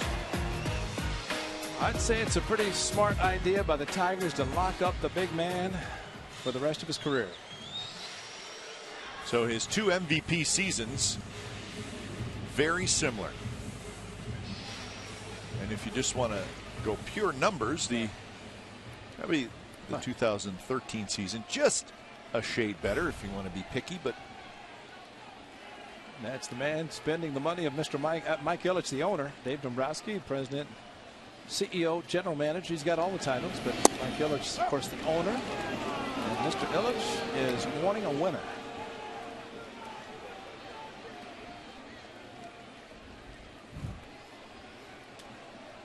The first pitch to Cabrera, a strike, which I don't think he really liked the call.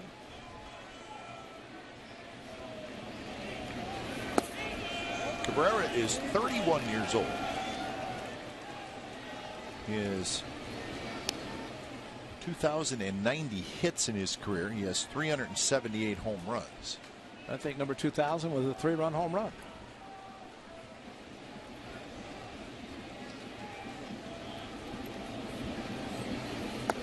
One pitch is low, so 1-2. He doubled in the first and struck out in the third. I think the one thing that stands out about Miguel Cabrera when they acquired Prince Fielder, because Victor Martinez had season-ending knee surgery, they asked Miguel, first of all, you want to switch to third base? And he said anything to help the team, because he knew Prince Fielder was going to play every day at first. But the thing he did, and Jim Leland, who was the one that called him and asked him, but he said, okay, and he lost a lot of weight because he knew he was going to need to be lighter to play third base. And that's what he did. 2-2 pitch is belted to left. Cespedes is back, and we're tied at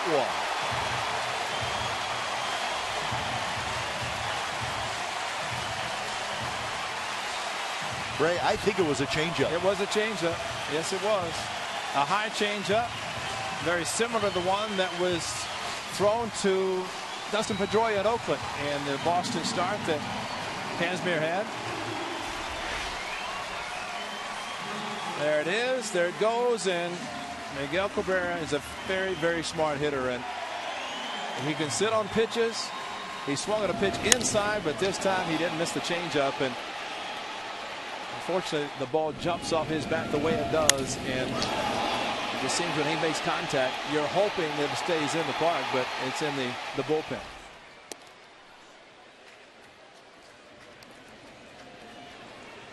I see the changeup, unfortunately for Kazmir, has been left up too much. And once that happens, instead of the changeup down out of the strike zone where hitters swing at it and miss it badly, as we have seen a few tonight. And you know what, Ray? If you pull off that pitch, you don't hit it. That's right. That's exactly. Yeah, you hit a pop up to center field or a ground out to short. But he just keeps his hips closed, and he kind of even reached out and maybe hooked it a little bit, but there was no pulling off on an outside changeup. That's the changeup he wanted to throw. Now watch the belt buckle, and he just does not fly open. Look at that. Stays right on it. And if it had been a fastball, it hits right field. That's exactly right. Yeah, because with that type of swing, he's protecting both sides of the plate. Yeah. Whether both sides or both pitches, basically.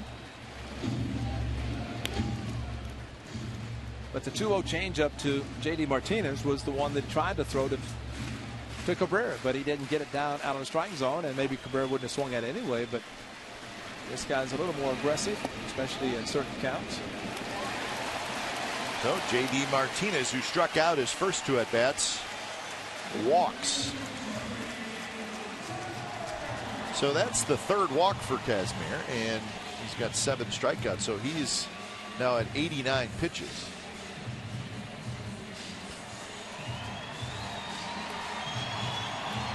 And this is the kind of weather, Ray, where you do not want to have an extended inning if you're the pitcher. No. And he really has not had one yet. And keep an eye on that as Torrey Hunter steps in. Torrey Hunter, a couple of fly balls to center field, one of them a long one.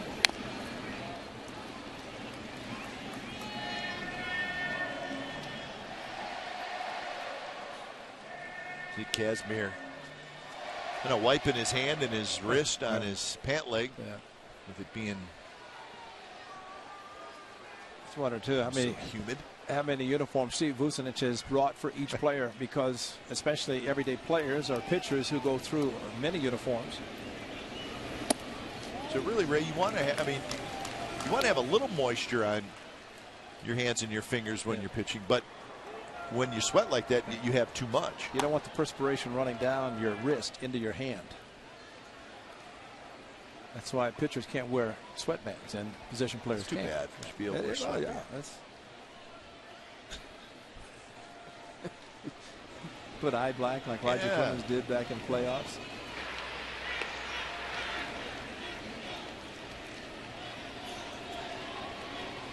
Castellanos, the on-deck hitter.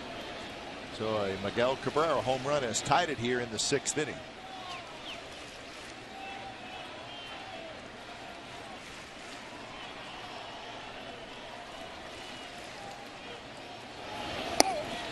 Fastball inside at 93 miles an hour.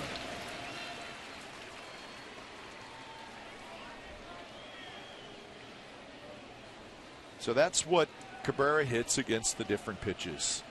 And I'm not surprised that the changeup is the highest.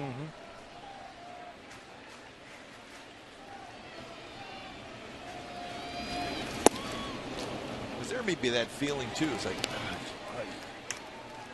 big power hitter. You don't want to throw him a fastball. Yeah. Well, in his previous at bat, when he struck out on the quick pitch by Kazmir, that was a runner in scoring position. He was trying for a single, and he was trying to take the outside fastball, which he maybe swung it out pitch out of the strike zone. But that's the difference. Leading off or with one out, actually leading off in this inning, tries to tie it with one swing, and he's able to do it. But he gets a runner in scoring position to take the single. So now full count. Torrey Hunter looking, did not get the pitch he was looking for, is able to hold up the swing. So the crowd comes to life with a little help from the Cabrera home run.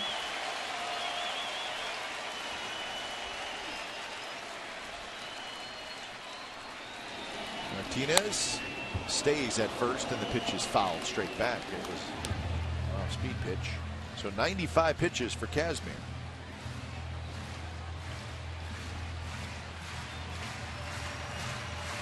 Austin Jackson trying to get some of that Miguel Cabrera hitting knowledge. It's not a bad idea. Just a little bit. I think I'd be a big sponge if I were him. It looks like he's trying to find out anything he can from the Hall of Famer.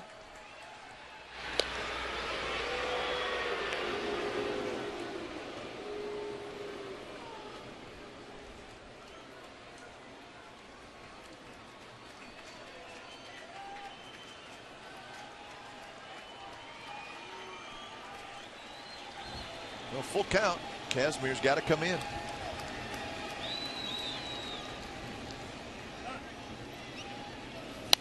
And it's foul back again. Good swing by Torrey Hunter. This time a fastball from Kazmir.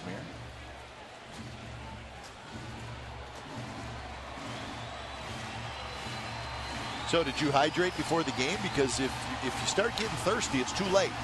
Today? Yeah. Oh, I started 2 days ago. Good. Okay. Actually, I started before Miami. Even though that was an indoor stadium, still humid. Started in New York. Yeah.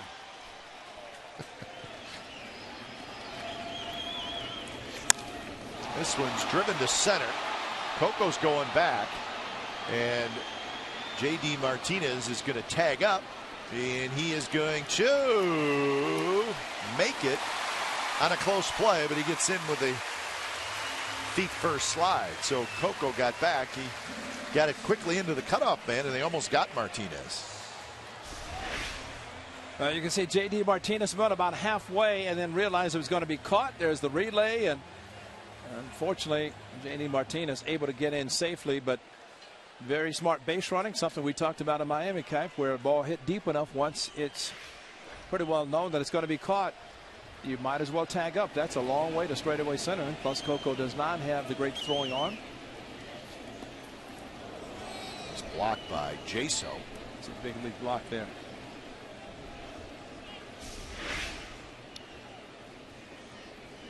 Lowry, if it had a chance to straddle the bag, and John Jaso, and you'd say, well, there's not a runner at third, but this would have put a runner at third. The infield would have had to come in, so Jaso using his body to block the ball nicely and keeping the runner at second. Bob Melvin and Walt Horn, the assistant athletic trainer, are coming out, and they're going to check on Kazmir.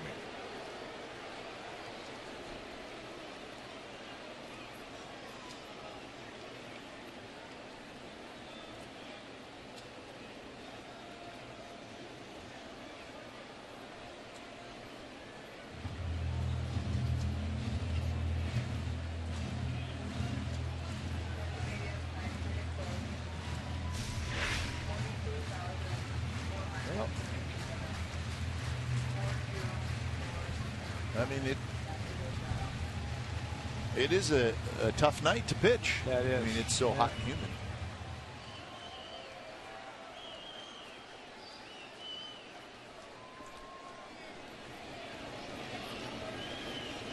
So 1-0 to Castellanos, and he swings over top, and the count is 1-1.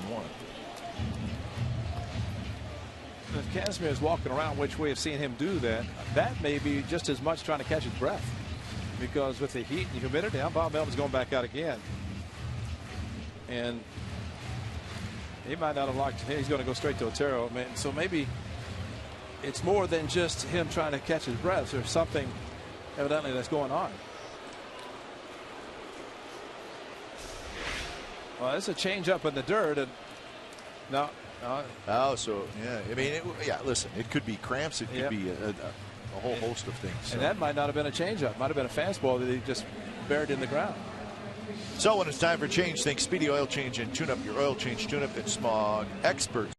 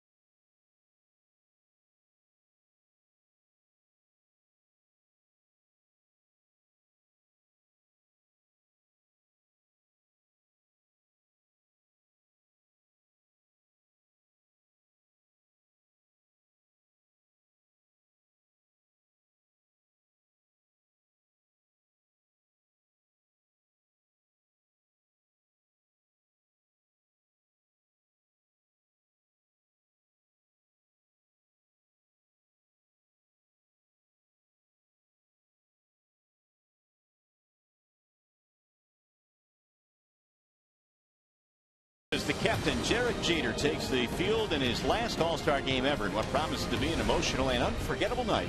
Special coverage begins at 4:30 on Fox Sports 1, followed by the 2014 All-Star Game, 7:30. You can see it on Fox. Home Run Derby on Monday night on ESPN. And then Tuesday, July 15th, the All-Star Game on Fox. All-Star voting through July the 3rd, so you still have a little bit of time. We have a new pitcher now for the Athletics, and that'll be the right-hander Dan Otero. Very difficult on right-handers. He's got a plus fastball. He's got a nice breaking ball. Those 6 wins, the most by any reliever in the American League. He's done nice work for Bob Melvin out of that bullpen. 2.17 ERA for Otero. Came up and in there and almost hit Castellanos. So Casimir, who apparently had something go wrong with his side, he was trying to stretch it out, is now out of the ballgame. Otero has inherited 26 base runners this year. 12 of those have come around to touch home plate. Strike called, and the count evens now 2 balls, 2 strikes. The Oakland bullpen has allowed 2 earned runs in the last 16 innings.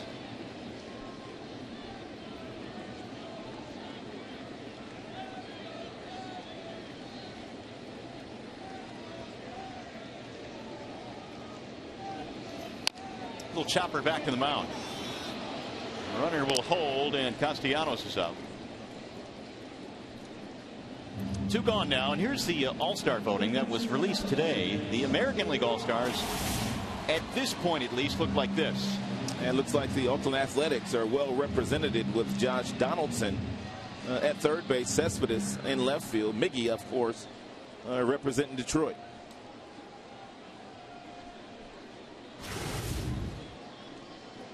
Here is Avila now with 2 outs and a man at second.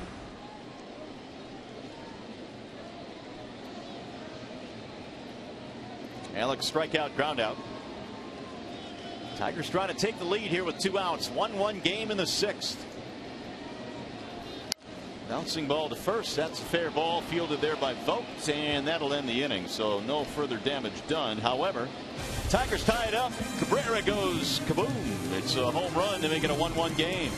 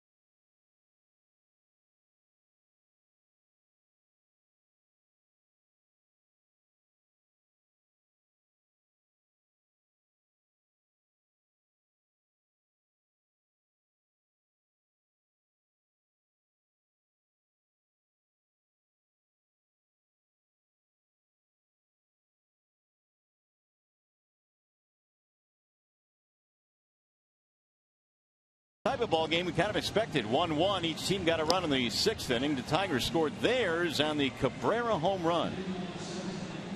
It came to lead things off in the bottom of the 6th inning. Now to the 7th inning we go. Here is Anibal Sanchez back at the hill. Yeah, a lot of balls in the air thrown by Anibal Sanchez so far against the swinging A's. Only 4 ground outs, just 1 strikeout so far by Sanchez.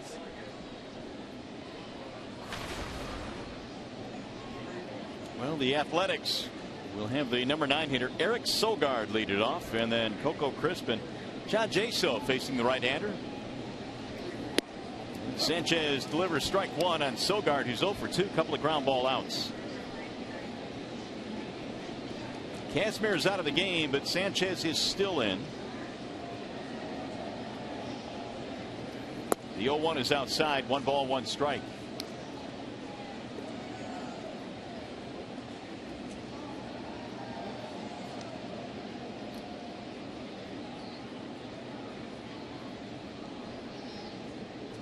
Here's the 1-1 pitch.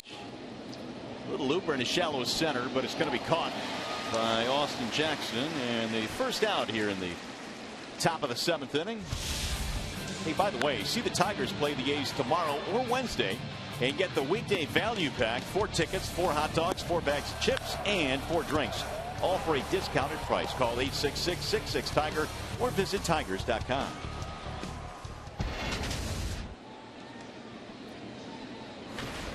Here's Coco Crisp. A couple of hits tonight for Coco, a double, a single. Neither time was he able to come around to score.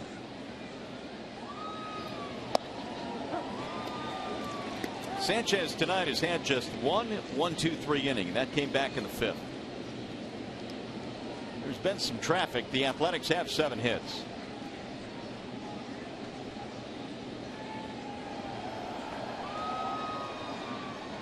Here's the 0-1. But outside, 1 ball, 1 strike.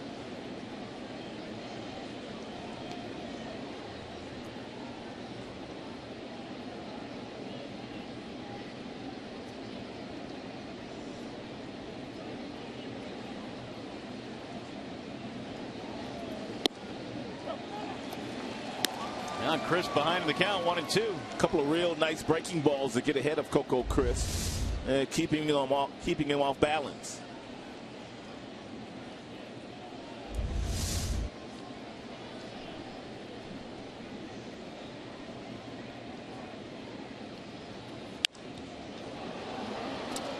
Should get back out of play. Castellanos runs out of room.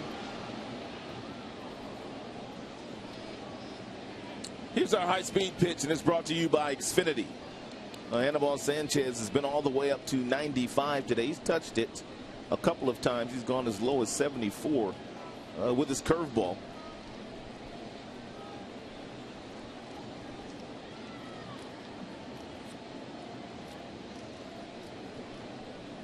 Well, the A's have had their chances against Sanchez. They've stranded a runner in 5 of the 6 innings, including 4 times with a man in scoring position.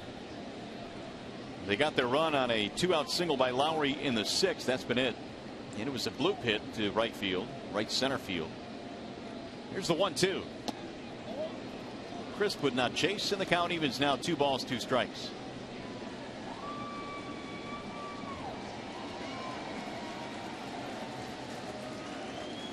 John Jaso waiting on deck.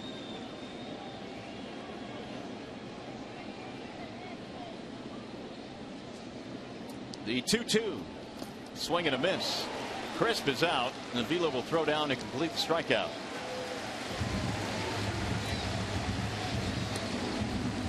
All 3 strikes that Sanchez was able to record against Coco Crisp were off-speed pitches.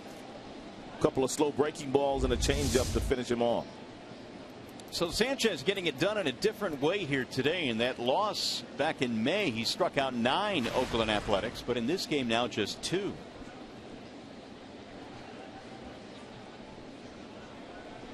Mostly fly ball outs. Ball outside, 1-0 on John Jaso.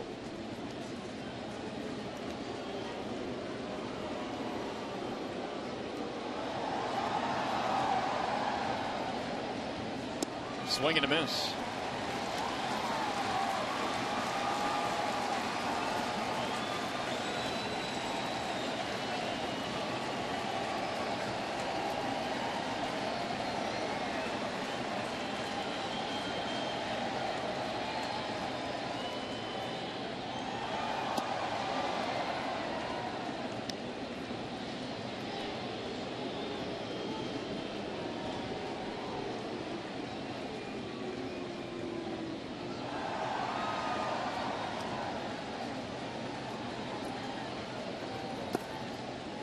Now Jaso gets ahead of the count, 3 balls and 1 strike, and that was an even 100 for Anibal Sanchez.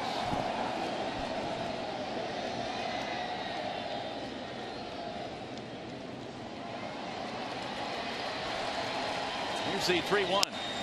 Line drive, left field sinking. Davis down to his knees to make the catch. 1-2-3 inning. Rajay Davis stayed with it nicely. Coming up, the Health Plus 7th inning stretch.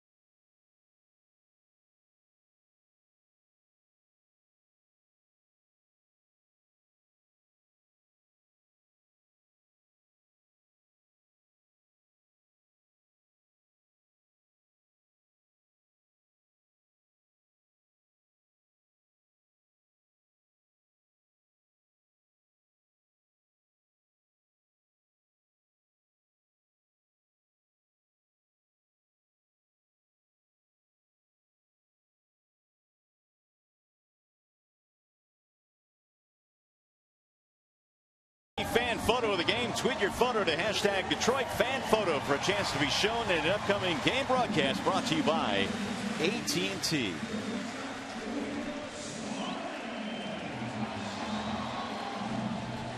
One is our score as we go to the bottom of the 7th inning. Java Chamberlain now starting to warm up in the Detroit bullpen. Eugenio Suarez will lead it off for the Tigers. Dan Otero is still out there, came on in the 6th after the injury to Scott Kazmir took him out of the game. Suarez, Jackson Davis facing the right-hander. Fouled off, no balls, 2 strikes. So the A's have turned this one over to their bullpen. The bullpen is second in the American League with 17 wins. Real tough on right-handers. Is Otero, 208 batting average against right-handers, has not given up many home runs to the righties, no home runs to left-handers. He's got some real nice arm side sink with his two-seam fastball, about 89 to 91 miles an hour.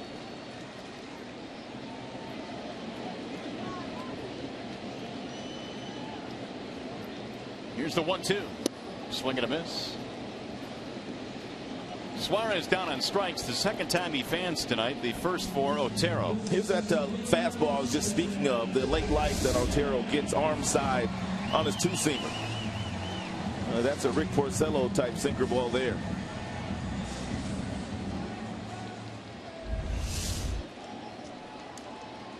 It's going to bring up Austin Jackson.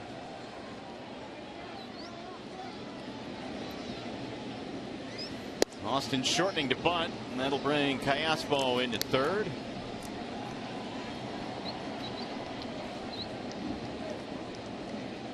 Bullpen ERA for the A's 2.87. Strike called, 1-1 on Jackson. 1 run, 7 hits for the Athletics, a run on 4 hits for the Tigers.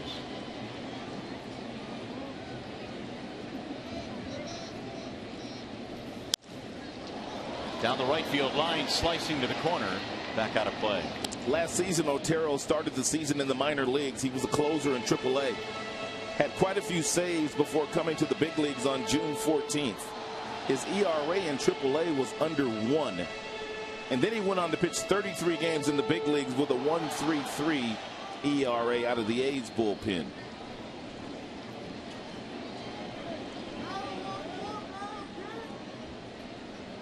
The 1-2.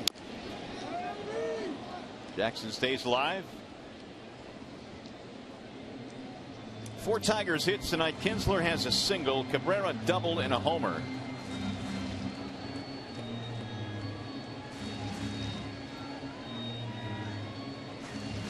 Rajay Davis had a base hit, stole a base in the 5th inning, and really that's about it that the Athletics have given up.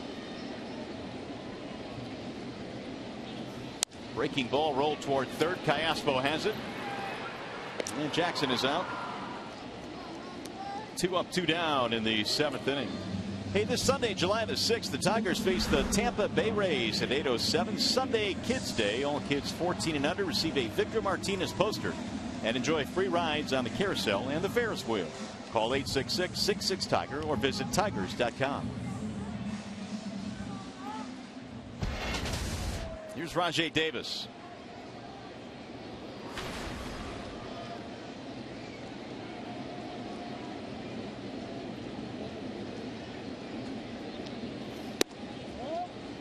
Otero missing low.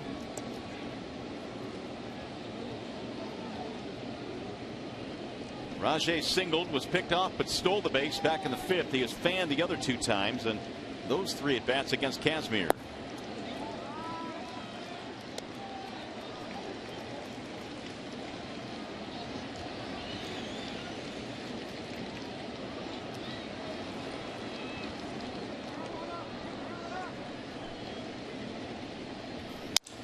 Shattered bat, little pop up right back to the mound, and Otero will handle it. So it's a 1-2-3 inning for the right-hander, and we go to the 8th.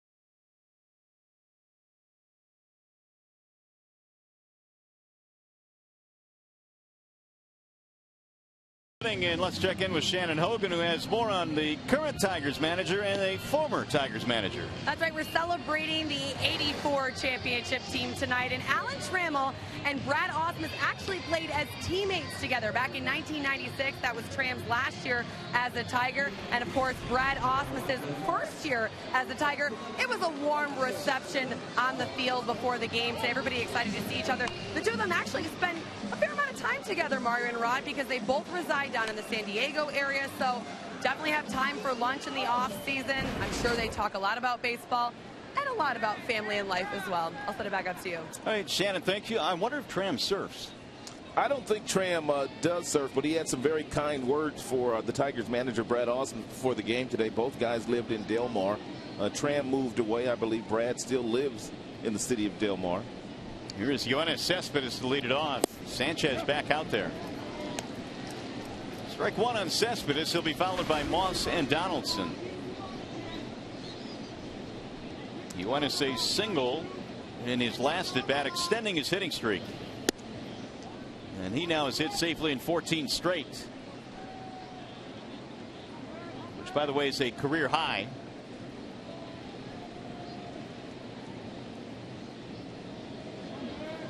Here's the 1-1 pitch. 2 balls and 1 strike.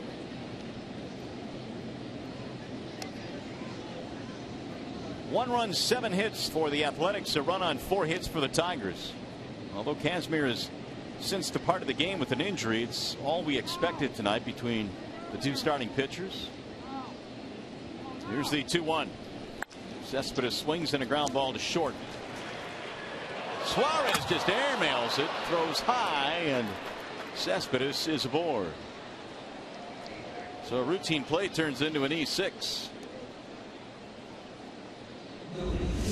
Well, let's hope the air doesn't come back to haunt the Tigers. Miggy just watched it sail by him. Miggy stands 6 feet 5 inches, but there was nothing he could do there. So the leadoff man is on here in the 8th. That'll bring up Brandon Moss.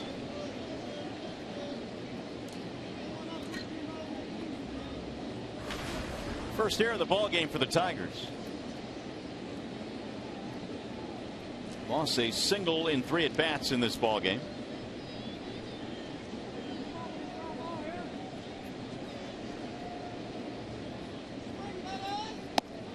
It floats outside. 1 ball and no strikes. And Cespedes has the green light if he feels like he could steal a bag. And Bob Melvin could give him the stop sign, but he can go if he feels like he can get a good enough jump against Sanchez.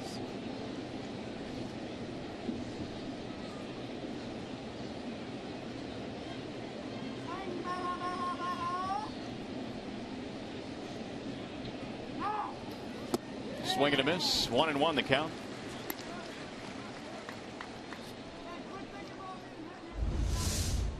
Tremendous movement on everything that Sanchez throws. That's a slider buried down and into the dangerous. And Brandon Moss. Moss is one of 3 Athletics that have at least 50 RBIs in their lineup.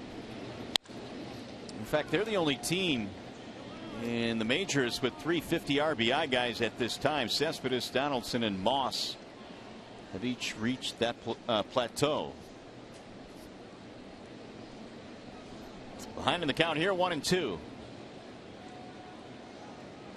Here's how they play him defensively. That's Castellanos between Kinsler and Cabrera.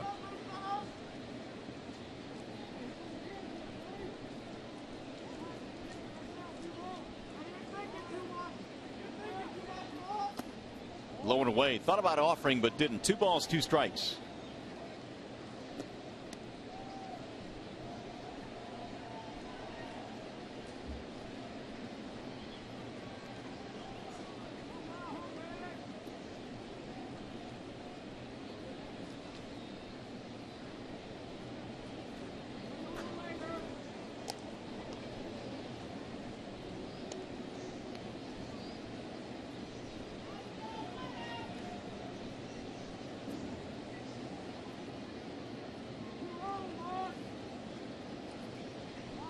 Two and two on Moss. Another throw back to the bag. Cespedes back in there easily.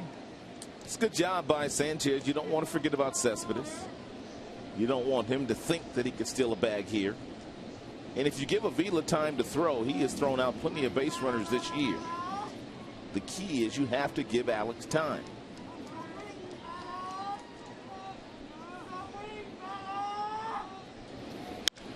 Driven toward the gap in left center field. This appears to be trouble, and it is all the way to the wall. This will score Cespedes. Moss is on his way to second. He will pull in, and the air comes around to score. The Athletics have taken a 2-1 lead. And probably the final pitch that Sanchez will throw today. Brad Ausmus will make the change. Double RBI for Moss. The A's have the advantage now. The Tigers going to the bullpen. And it's a Wallside Windows pitching change. We'll be back.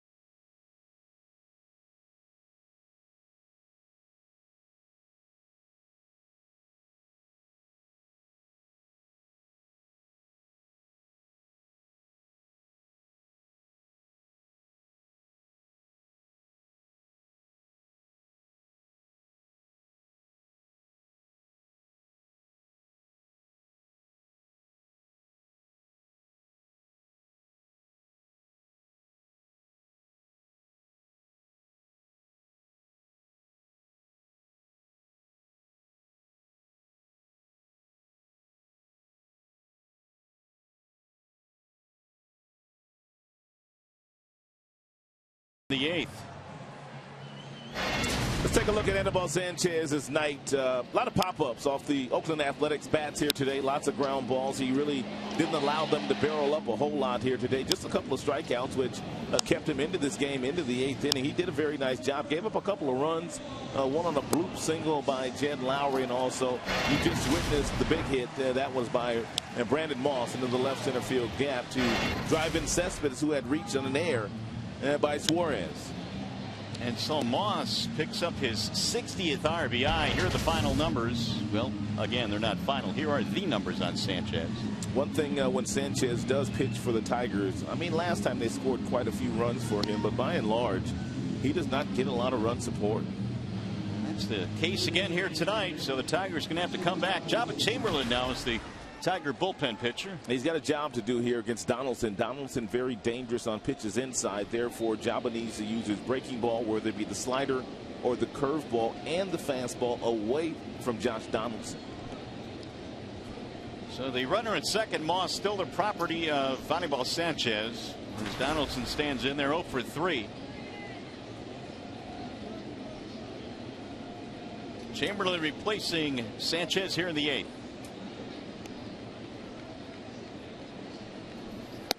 Way outside, 1-0. Tigers now been out hit 8-4 in this game.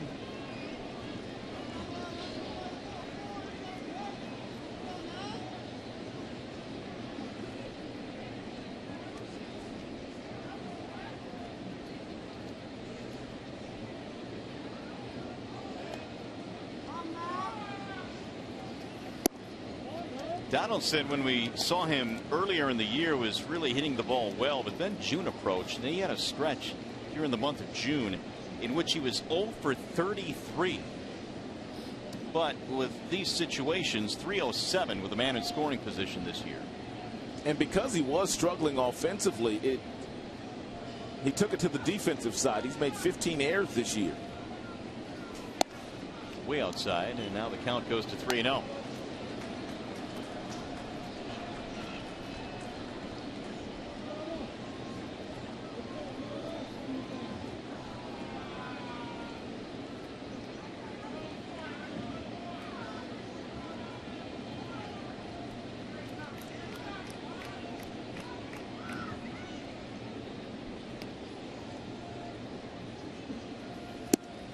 And he walked it. Ball 4. So on 4 straight pitches, Donaldson is aboard. Now that'll put 2 on. Still nobody out. That'll bring up the left-handed batting Stephen Vogt.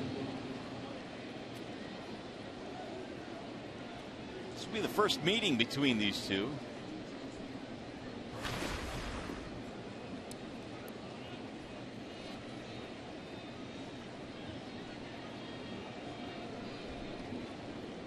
Chamberlain trying to keep it right here. A double by Moss, a walk to Donaldson, a run in, breaking a 1-all tie. Castellanos going through some signs over at third base just in case. The bunt is on for the A's, but they don't give away a lot of outs. They don't bunt that often.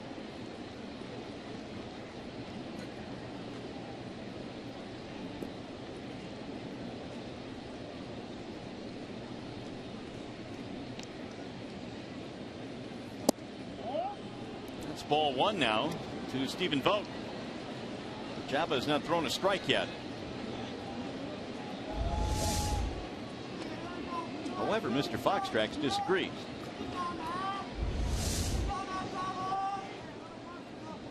But he's not up in tonight. Here's the 1-0. It's in there for a strike. The somewhat sarcastic cheer from the home crowd here at the ballpark.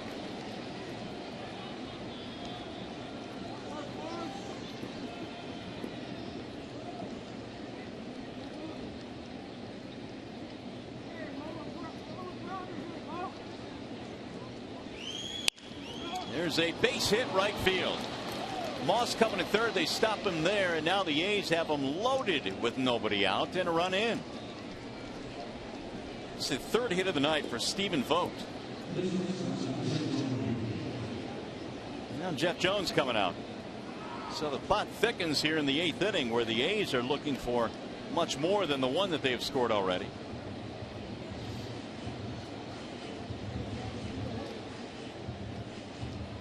The A's certainly played well in this ballpark last year. They took 3 out of 4 from the Tigers here at Comerica.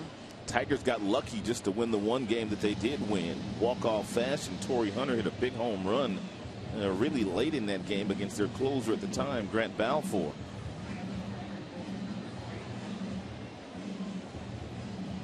Well, here's our Comerica Bank game summary. Anibal Sanchez 15 1/3 this year against the A's, only 2 earned runs.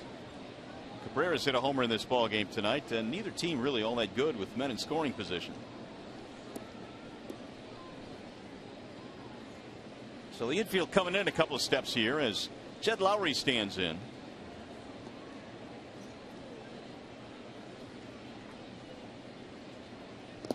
Checked it, and he went. Strike 1. That base hit by Vogt was his 3rd and the team's 9th.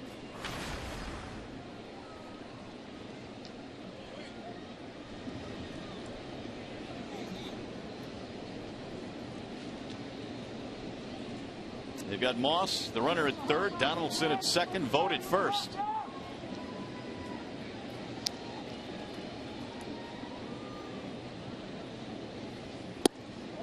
Bender that missed. They look pretty good.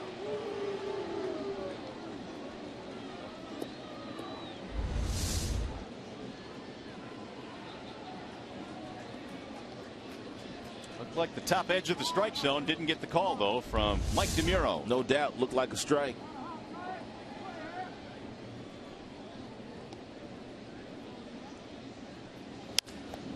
Lifted back out of play. Sellout crowd of 42,477 here at the ballpark tonight on hand to celebrate the 30th anniversary of the Tigers '84 championship team. They got the road jerseys, the replica road jerseys, handed out tonight before the game. They passed out 20,000 of those replica jerseys. I'm thinking they didn't last very long either. The crowds, as we got to the ballpark early today, 3, 4 o'clock, were already starting to wind around the ballpark. Yes, Shannon said that they had given them out by the time the clock turned to 5:30. Wow. 1-2. Pulled, foul down the first base line.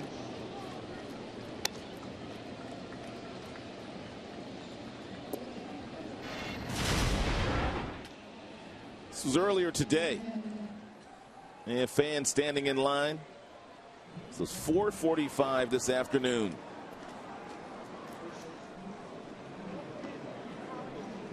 And tonight, better than 42,000 jamming into the ballpark. 1 ball, 2 strikes on Jed Lowry. Bases loaded, nobody out for the Athletics.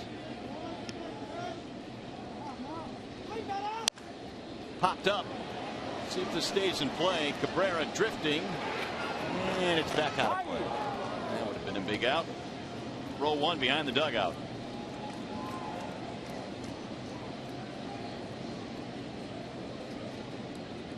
And Alberto Callaspo waiting on deck for the Athletics.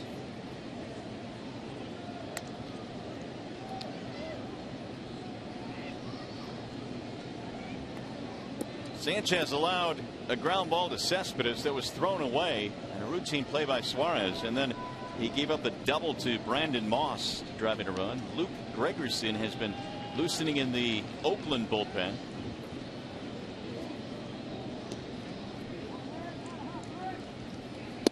Checked it. 2-2. Chamberlain now visibly wanted that one. Yeah, Job was wondering where the breaking balls are going that he's not getting the call from the home plate umpire, Mike DeMuro.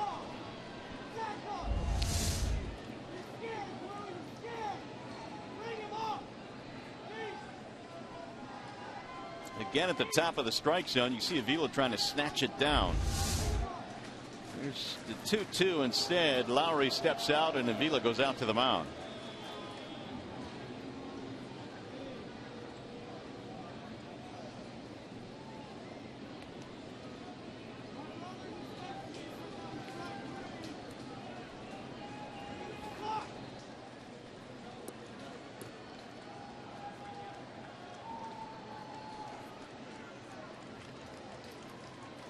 Moss, for the time being, has given the A's the lead here, 2-1. They are seeking more. Here's the 2-2. Swing and a foul right at home plate, and Avila unable to hold on to it. He was nicked up too. That's nothing new for Avila. Got him on the right shoulder.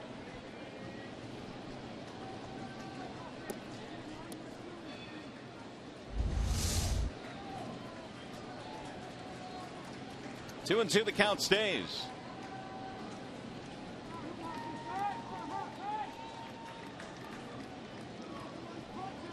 Jaba's about to throw his 15th pitch. And he's taking too long, so Lowry is given time at home plate.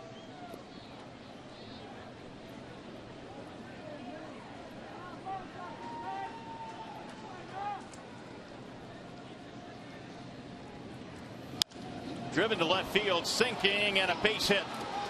They're going to try and get 2 runs in here. Here comes Donaldson to the plate. He will score standing up. It's a 2-run single by Jed Lowry, who's got 3 RBIs tonight.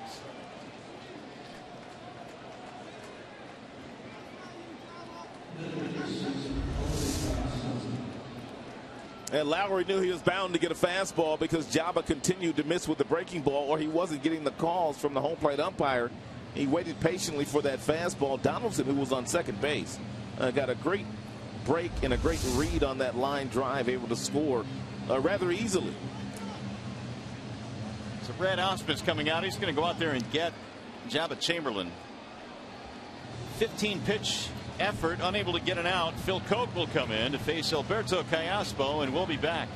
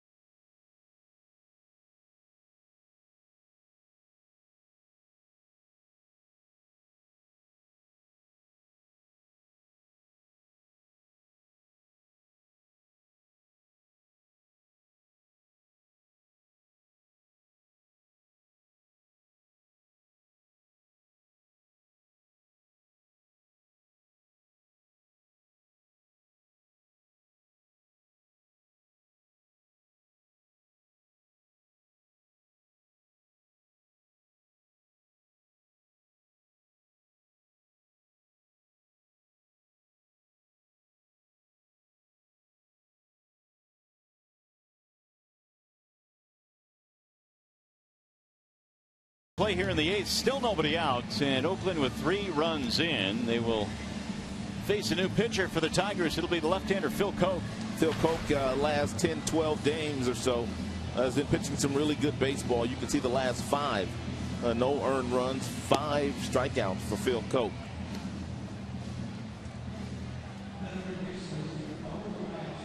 It's going to be Callaspo to step in now. Still nobody out. Java giving up a walk, couple of singles. The Lowry single scored 2. He's got 3 RBIs tonight. Here is Alberto Callaspo.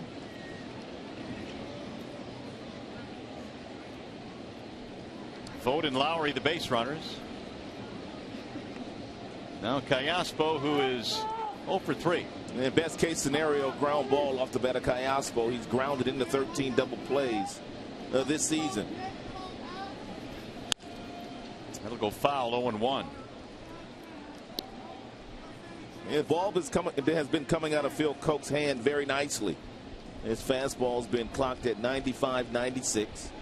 The breaking ball has had much more depth to it, much more bite. And he's thrown an occasional changeup, but more importantly, he's pitching with a whole lot of confidence these days. Yeah, that may be the most important thing. Been a whole lot better in the month of June. And here's the 0-1. Callaspo this year hits just 169 against left-handed pitching. The Tigers sure could use a ground ball here. They're down 3 now, 4-1. Got to give Brad Ausmus a lot of credit the way that he handled Phil Koch during the course of spring training and April and May when Phil Koch was struggling. He didn't give up on him. He had to pick his spots to where to pitch him, and he did that until Phil got back on track. Now the 0-2. Ball up with the letters, and he fouled it straight back at 94 from Koch. Phil is not allowed to run in 11 of his last 13 outings. Trying to strand a couple of runners here with nobody out.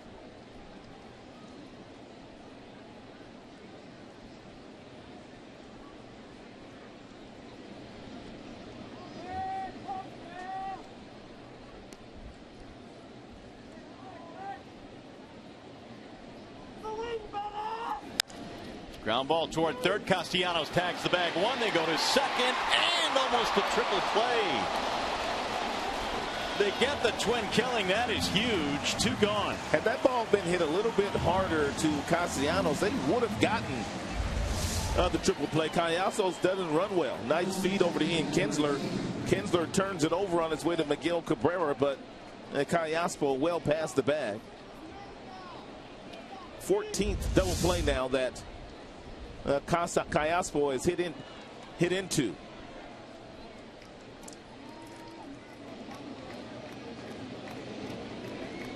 So with 2 outs, here is Eric Sogard. He's 0 for 3 in this game. Sogard, a couple of ground balls and a flyout.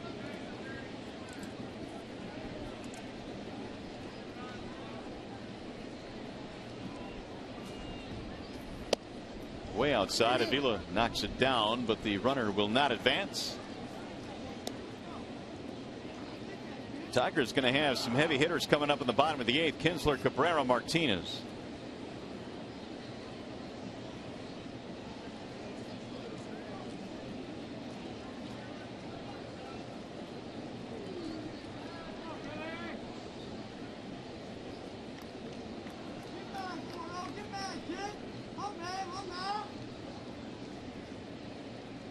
Koch ready with the 1-0. Grounded foul. 1 ball, 1 strike on Sogard.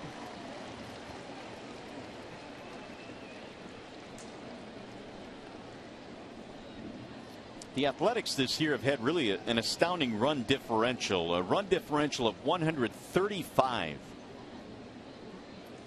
135 more runs than their opponents have scored.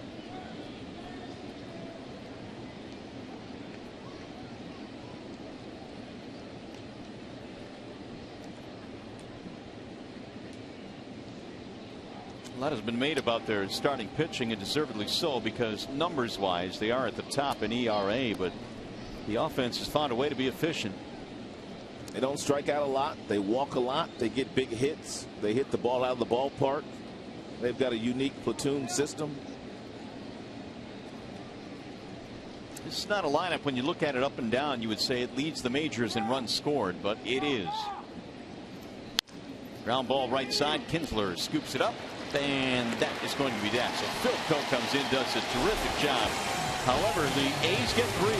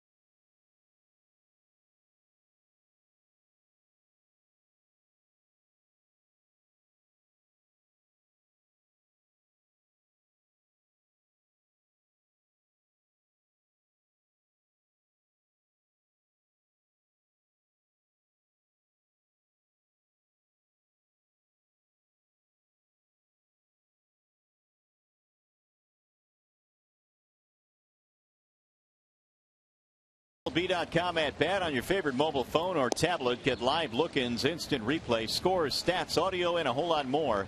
Download in the App Store or visit Tigers.com today. Looks like Yoenis Cespedes is out of this game now. They will tighten up defensively with Craig Gentry in left. And they've got a new pitcher as well coming in. That's Luke Gregerson, who will take over for the Athletics. Everybody that comes out of that Oakland Athletics bullpen has really good numbers. Gregerson, 41 games prior to the outing today, has 12 holds in a 2.32 ERA, 40 strikeouts for Gregerson, and he's only walked 7 batters. Well, he's going to have to deal with 3 pretty good hitters here in the 8th. The A's lead 4-1. It's going to be Kinsler, Cabrera, Martinez.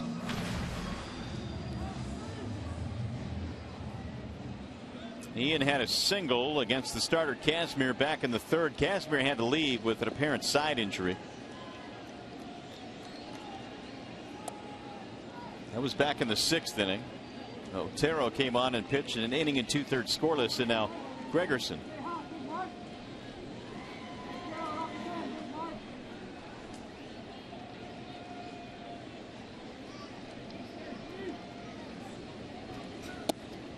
He sails the first one outside. 1 ball and no strikes on Kinsler. Gregerson is a former San Diego Padre.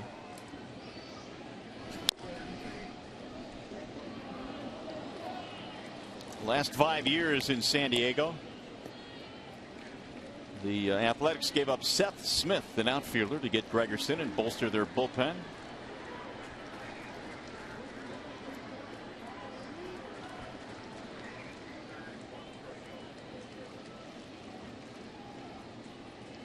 Kinsler waiting on a 1-1, and he drills it foul right back into the seats. 1-2.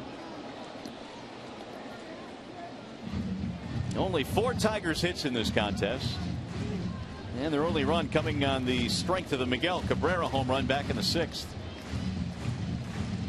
There's Miggy waiting on deck.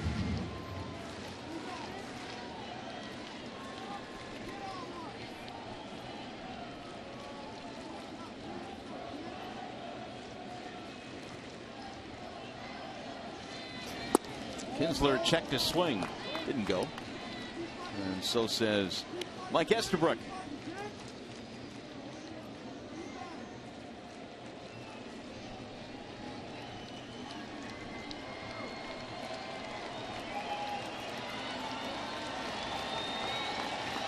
Here's the 2-2.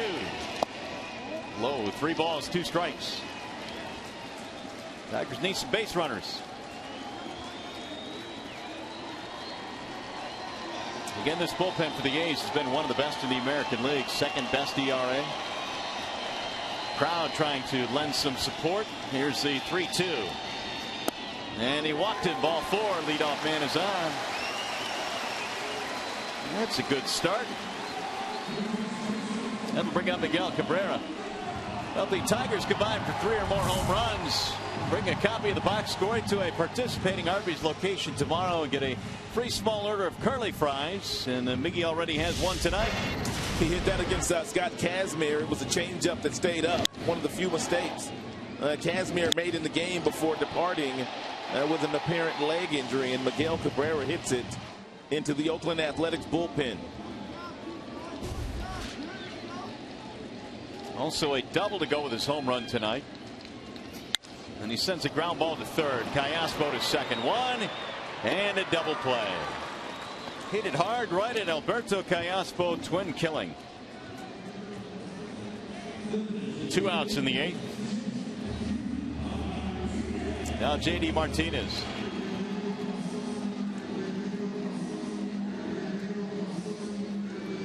JD, a couple of strikeouts and a walk as you check out the Tigers in-game box score. All of their hits coming from the top 3 spots in the lineup.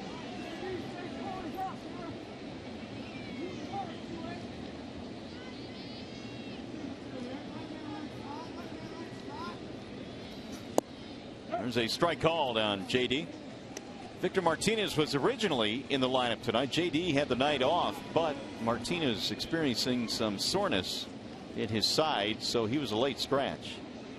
Straight up change JD for Victor in the lineup. Ball low and away. 1 ball, 1 strike.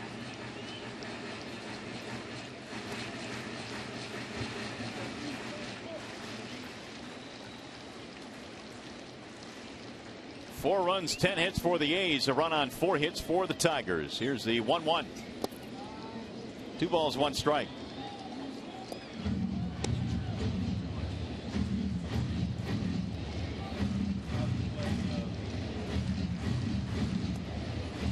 Two balls and 1 strike.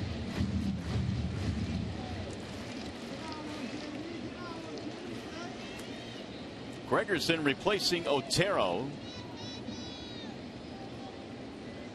Trying to get through the 8th inning here. Just got a big double play ball. That one misses high, and the count goes to 3-1.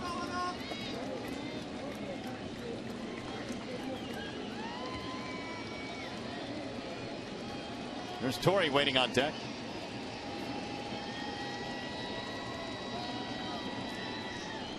The 3-1 pitch. Strike call. 3-2 on JD Martinez.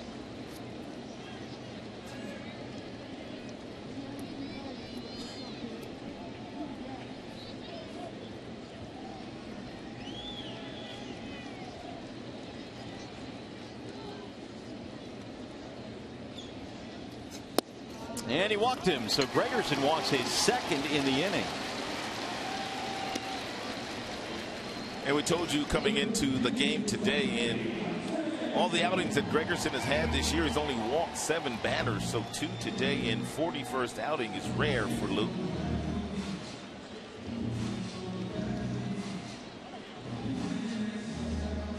He's going to bring up Torrey Hunter. He has flied out to center field 3 times tonight.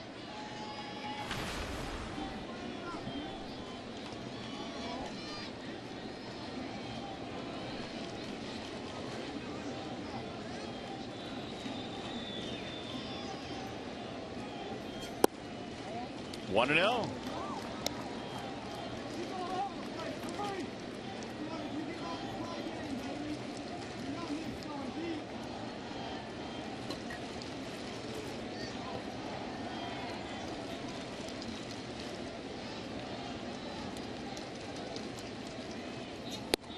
Tough drop in for a strike. Hunter in that series in Oakland had a couple of home runs against the Athletics. Trying to keep it going here in the bottom of the 8th as Blaine Hardy begins to warm up now in the Detroit bullpen.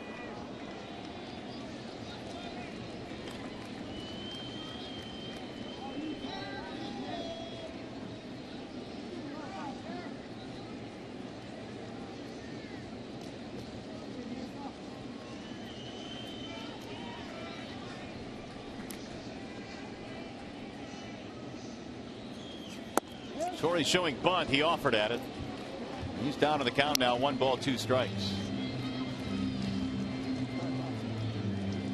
Torrey trying anyway to get aboard. That would bring the tying run to the plate in a 4-1 ball game. Usually hitters don't like to bunt once they already have 1 strike on them, because if they miss or they do not get it down, now you've got 2 strikes on the hitter. But Cayaspo playing so deep at third base, Torrey just couldn't resist it.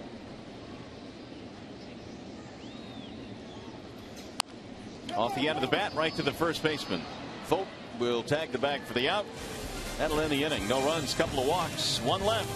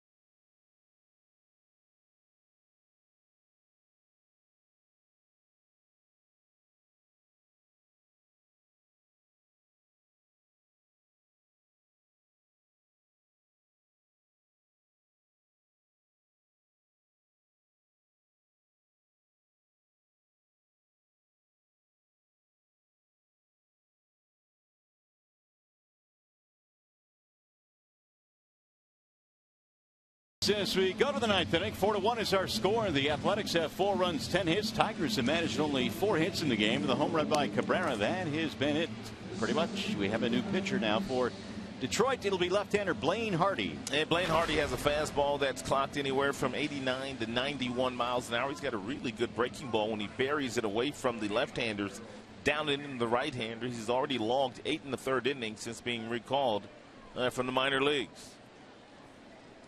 So Hardy will go to work, and he will do so against the top of the lineup for the Athletics. It'll be Coco Crisp and then John Jaystow to follow. He's got 1 in the 6th and 3 in the 8th. Sanchez charged with 2 of the 4 runs tonight. Crisp has a couple of hits, single and a double, and he looks at a strike.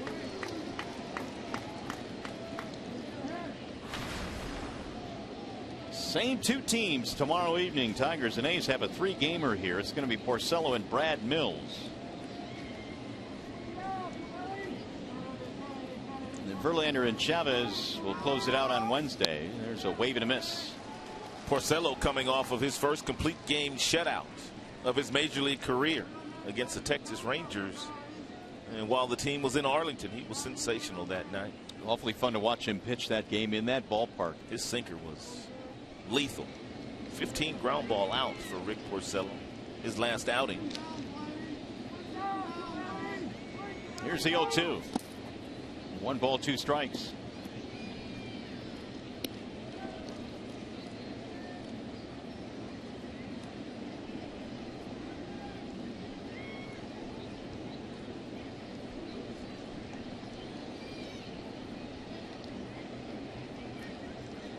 Athletics got some big runs in the 8th. Big 2-run single by Jed Lowry as Crisp swings and catches Avila on the backswing. Avila, poor fella. It happens often.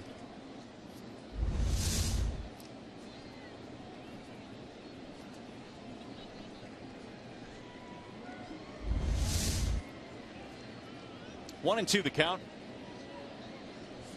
Lowry tonight 3 RBIs for the Athletics. And Brandon Moss an RBI double as well. Way outside, 2 balls, 2 strikes.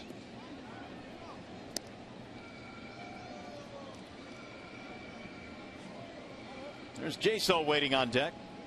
He'll be followed by Gentry. Cespedes is out of this game. They replaced him defensively in the outfield with Gentry. Otherwise, he would have hit 3rd in this inning.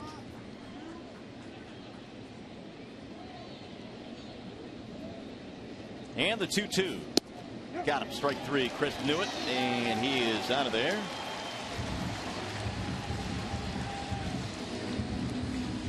It's a real good off-speed pitch here thrown by Hardy. It froze Coco Crisp. Breaking ball right around the belt buckle that ended up on the inner third of home plate.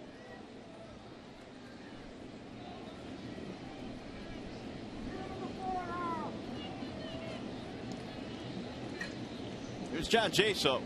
Jaso tonight is 0 for 4. He's had a couple of fly balls, and he swings and misses 0-1. And he came in pretty hot, 11 for his previous 29. Tigers have slowed him down tonight.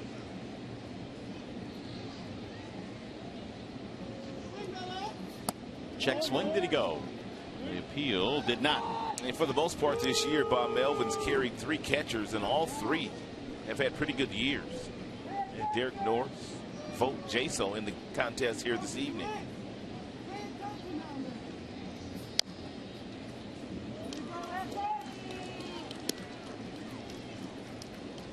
Well, in this ball game, they got the big double by Moss. Derek Norris is going to get some serious consideration for making the All-Star team this year with Matt Wieters undergoing Tommy John surgery. He's having a nice year. That's rolled foul down the first base line.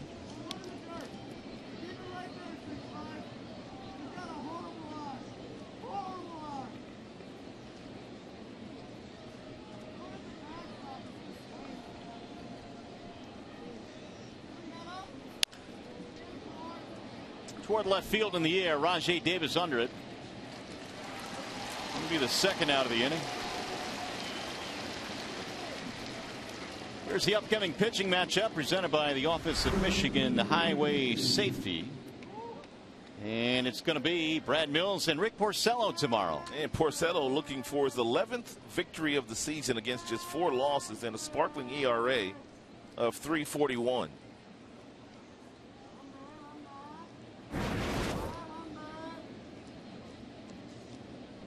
Rick on the hill in game 2. He'll take his shot at these A's. Gentry gets his first at bat.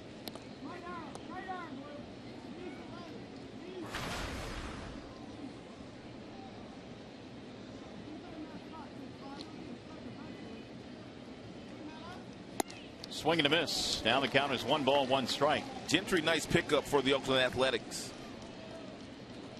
If Coco Crisp can't go on any given day, he's a legitimate center fielder. And Josh Reddick now on the disabled list, so Gentry can play right field as well. And he's got a lot of speed.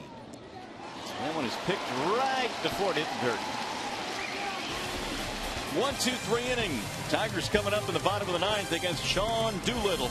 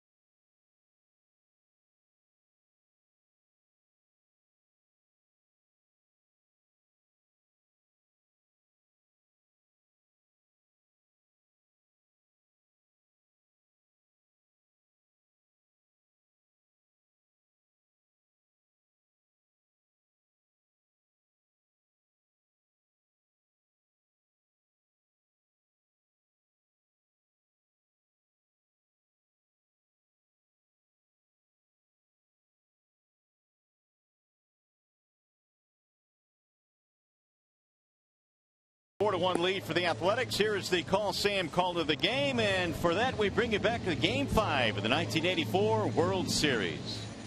You want the infield in on him? No.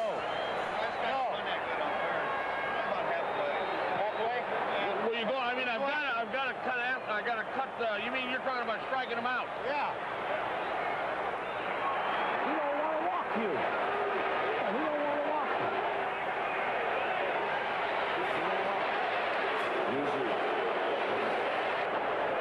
got to bring the infield in. Okay. One out. Now, if he doesn't run good, you can stay back a little further. All right. One man out. Here's the pitch. He swings as a long drive to right, and it is a home run for Gibson. Oh, one of the great moments in the history of the Tigers, and it happened back in 1984. He don't want to walk you, says Sparky, and earlier tonight they had the celebration here at Comerica Park. A lot of fun getting a chance to see some former teammates here today. Celebrating the 30th anniversary of the last World Championship here in Detroit. Alan Trammell, of course, one of the headliners, along with Sweet Lou Whitaker. Dan Dickerson did a fabulous job in moderating the pregame festivities. Well, here we go. Sean Doolittle now will check in here in the 9th inning in a 4-1 ball game. And Doolittle didn't give up a whole lot. Take a look at his numbers. 56 strikeouts, and he's only walked one batter. That's unbelievable, really. Well, he comes right at Castellanos, who fouls it back out of play. Nick has walked twice in this game. That wasn't a typo. He's only walked one batter this year, too. The minute you mentioned that is the minute I picked up my stat sheet, and he has one walk. He just gave up a run the other day, and that snapped a 24 outing scoreless streak for Sean Doolittle. Nice play down at third. Callaspo not dug out. Get back to the bag. And Castellanos hustling back there. So he is aboard. And Callaspo getting some reps at third base these days. Donaldson struggling there, makes a nice play, goes down to one knee, comes over and fires across the diamond, not picked by Moss. Castellanos took a couple steps toward second base, which meant he had to hustle to get back to the bag to make sure he wasn't tagged out. It goes as a base hit, the third time Castellanos reaches tonight. Just to finish what I was saying on Doolittle, they gave up a run on Saturday against the Marlins, and that was the first time in 24 outings he gave up a run. He's got 11 saves this year. Opponents batting just 159 against him. Here is Avila. He drives one into right center base hit. Here come the Tigers now. Castellanos on his way to third. He'll get in there standing up, and the Tigers showing the life in the ninth.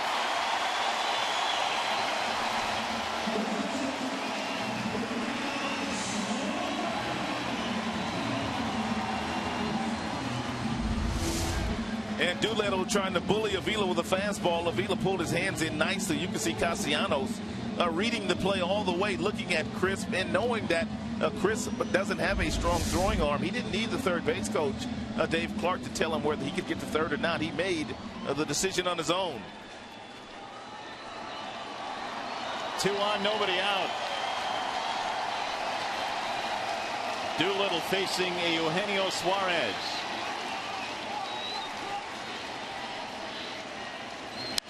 And he had a rip. 96-mile-an-hour fastball. Suarez fouled it straight back.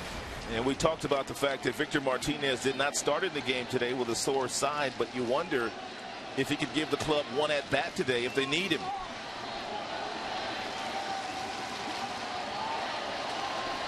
Here's the 0-1.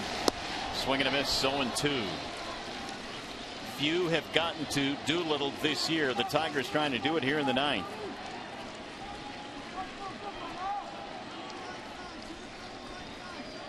Just ended that 26 2/3 inning scoreless streak against the Marlins. Swing and a miss, and he carves up Suarez. All off-speed stuff to Suarez to put him away.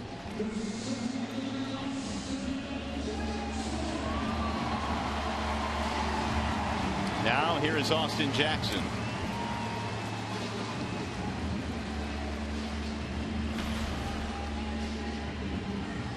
needed just 3 pitches to dispatch Suarez. They've got Castellanos at third. They have Avila at first base. Jackson is 0 for 3. Inside 1-0. Doolittle's got a big arm. And that last fastball, 96 miles an hour. First round pick in 07.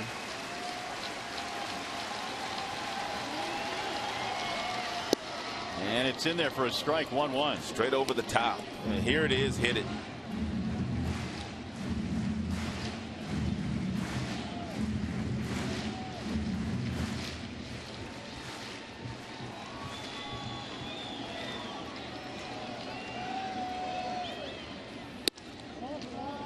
A little bit outside. 2-1 now on Jackson.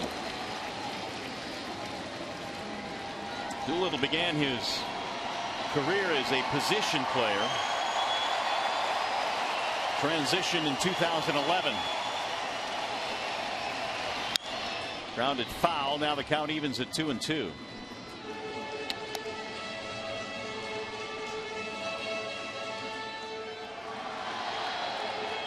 Rajai Davis would be next.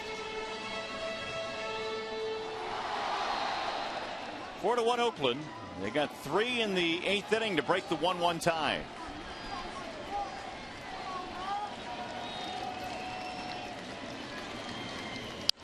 Fouled away.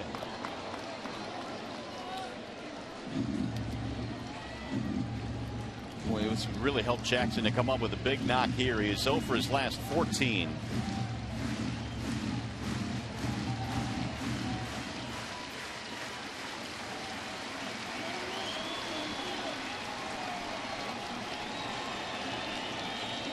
And again the 2-2. Fouled away, and quickly let's send it down to Shannon Hogan. Shannon? Yeah, as soon as this game is over, guys, stay with us on Fox Sports Detroit for Tigers Live. Simo and Mickey York in the Coliseum Studios. Trevor Thompson's going to head into the clubhouse, talk to Brad Osmus, and of course some of the other Tigers. That's all coming up as soon as this one's over. Back to you. All right, Shannon, thanks. We look forward to it. Shannon did nice work tonight. Fun night to be at the ballpark. For sure. Here's the 2-2. Driven back out of play again. So Jackson continuing to battle here against Doolittle. Doolittle has thrown Jackson all fastballs. All of them have been 95 and above. The last heater that he uncorked, 97 registered on the radar gun. 8th pitch of this at bat coming up. Another fastball. Missed with it though. 3-2.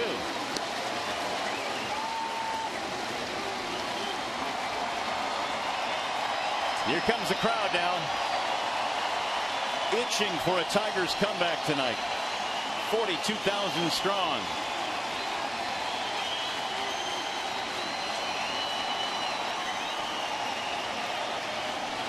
And the 3-2. He walked him, and that's going to load the bases. Second walk of the year issued by Doolittle. Of the year. Kurt Young's going to come out now with the bases loaded. 15 pitches thrown now by Doolittle here. The bases are loaded with 1 out. And the tying runs are on. The winning run is at home plate in the name of Rajai Davis. Jackson did not get a hit there, but the base on balls after 9 pitches. A quality at bat for Austin Jackson. A great at bat for AJ, who, as we mentioned, was 0 for 14. Battled and battled and battled and got himself a walk.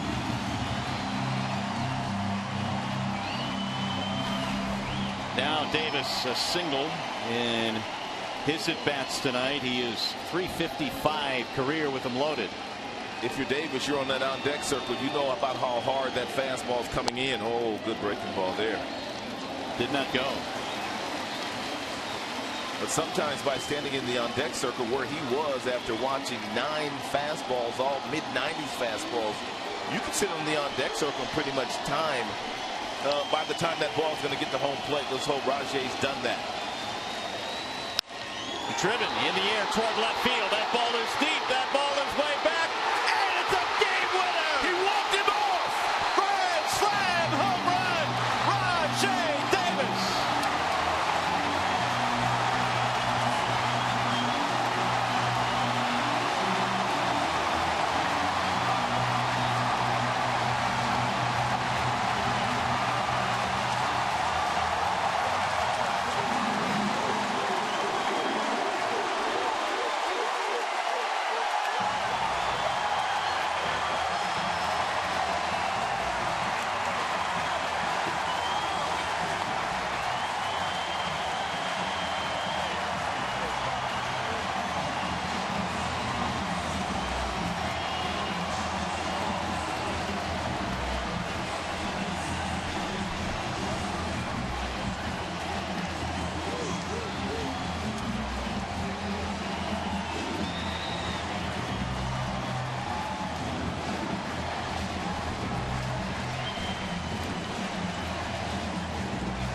A stunning, and I mean stunning, comeback win tonight for the Tigers. How about this swing by Rajay? Back-to-back breaking balls thrown by Doolittle. Rajay Davis was looking for the fastball, no doubt. His bat was sped up, and he got just enough of it, and he knew it was gone before he got to the first base bag. High fives for Omar Vizquel. On the bench.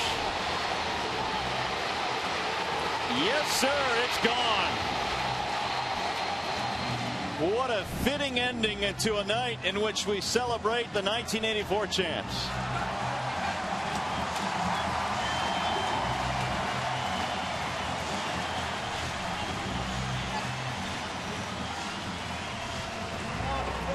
Yeah.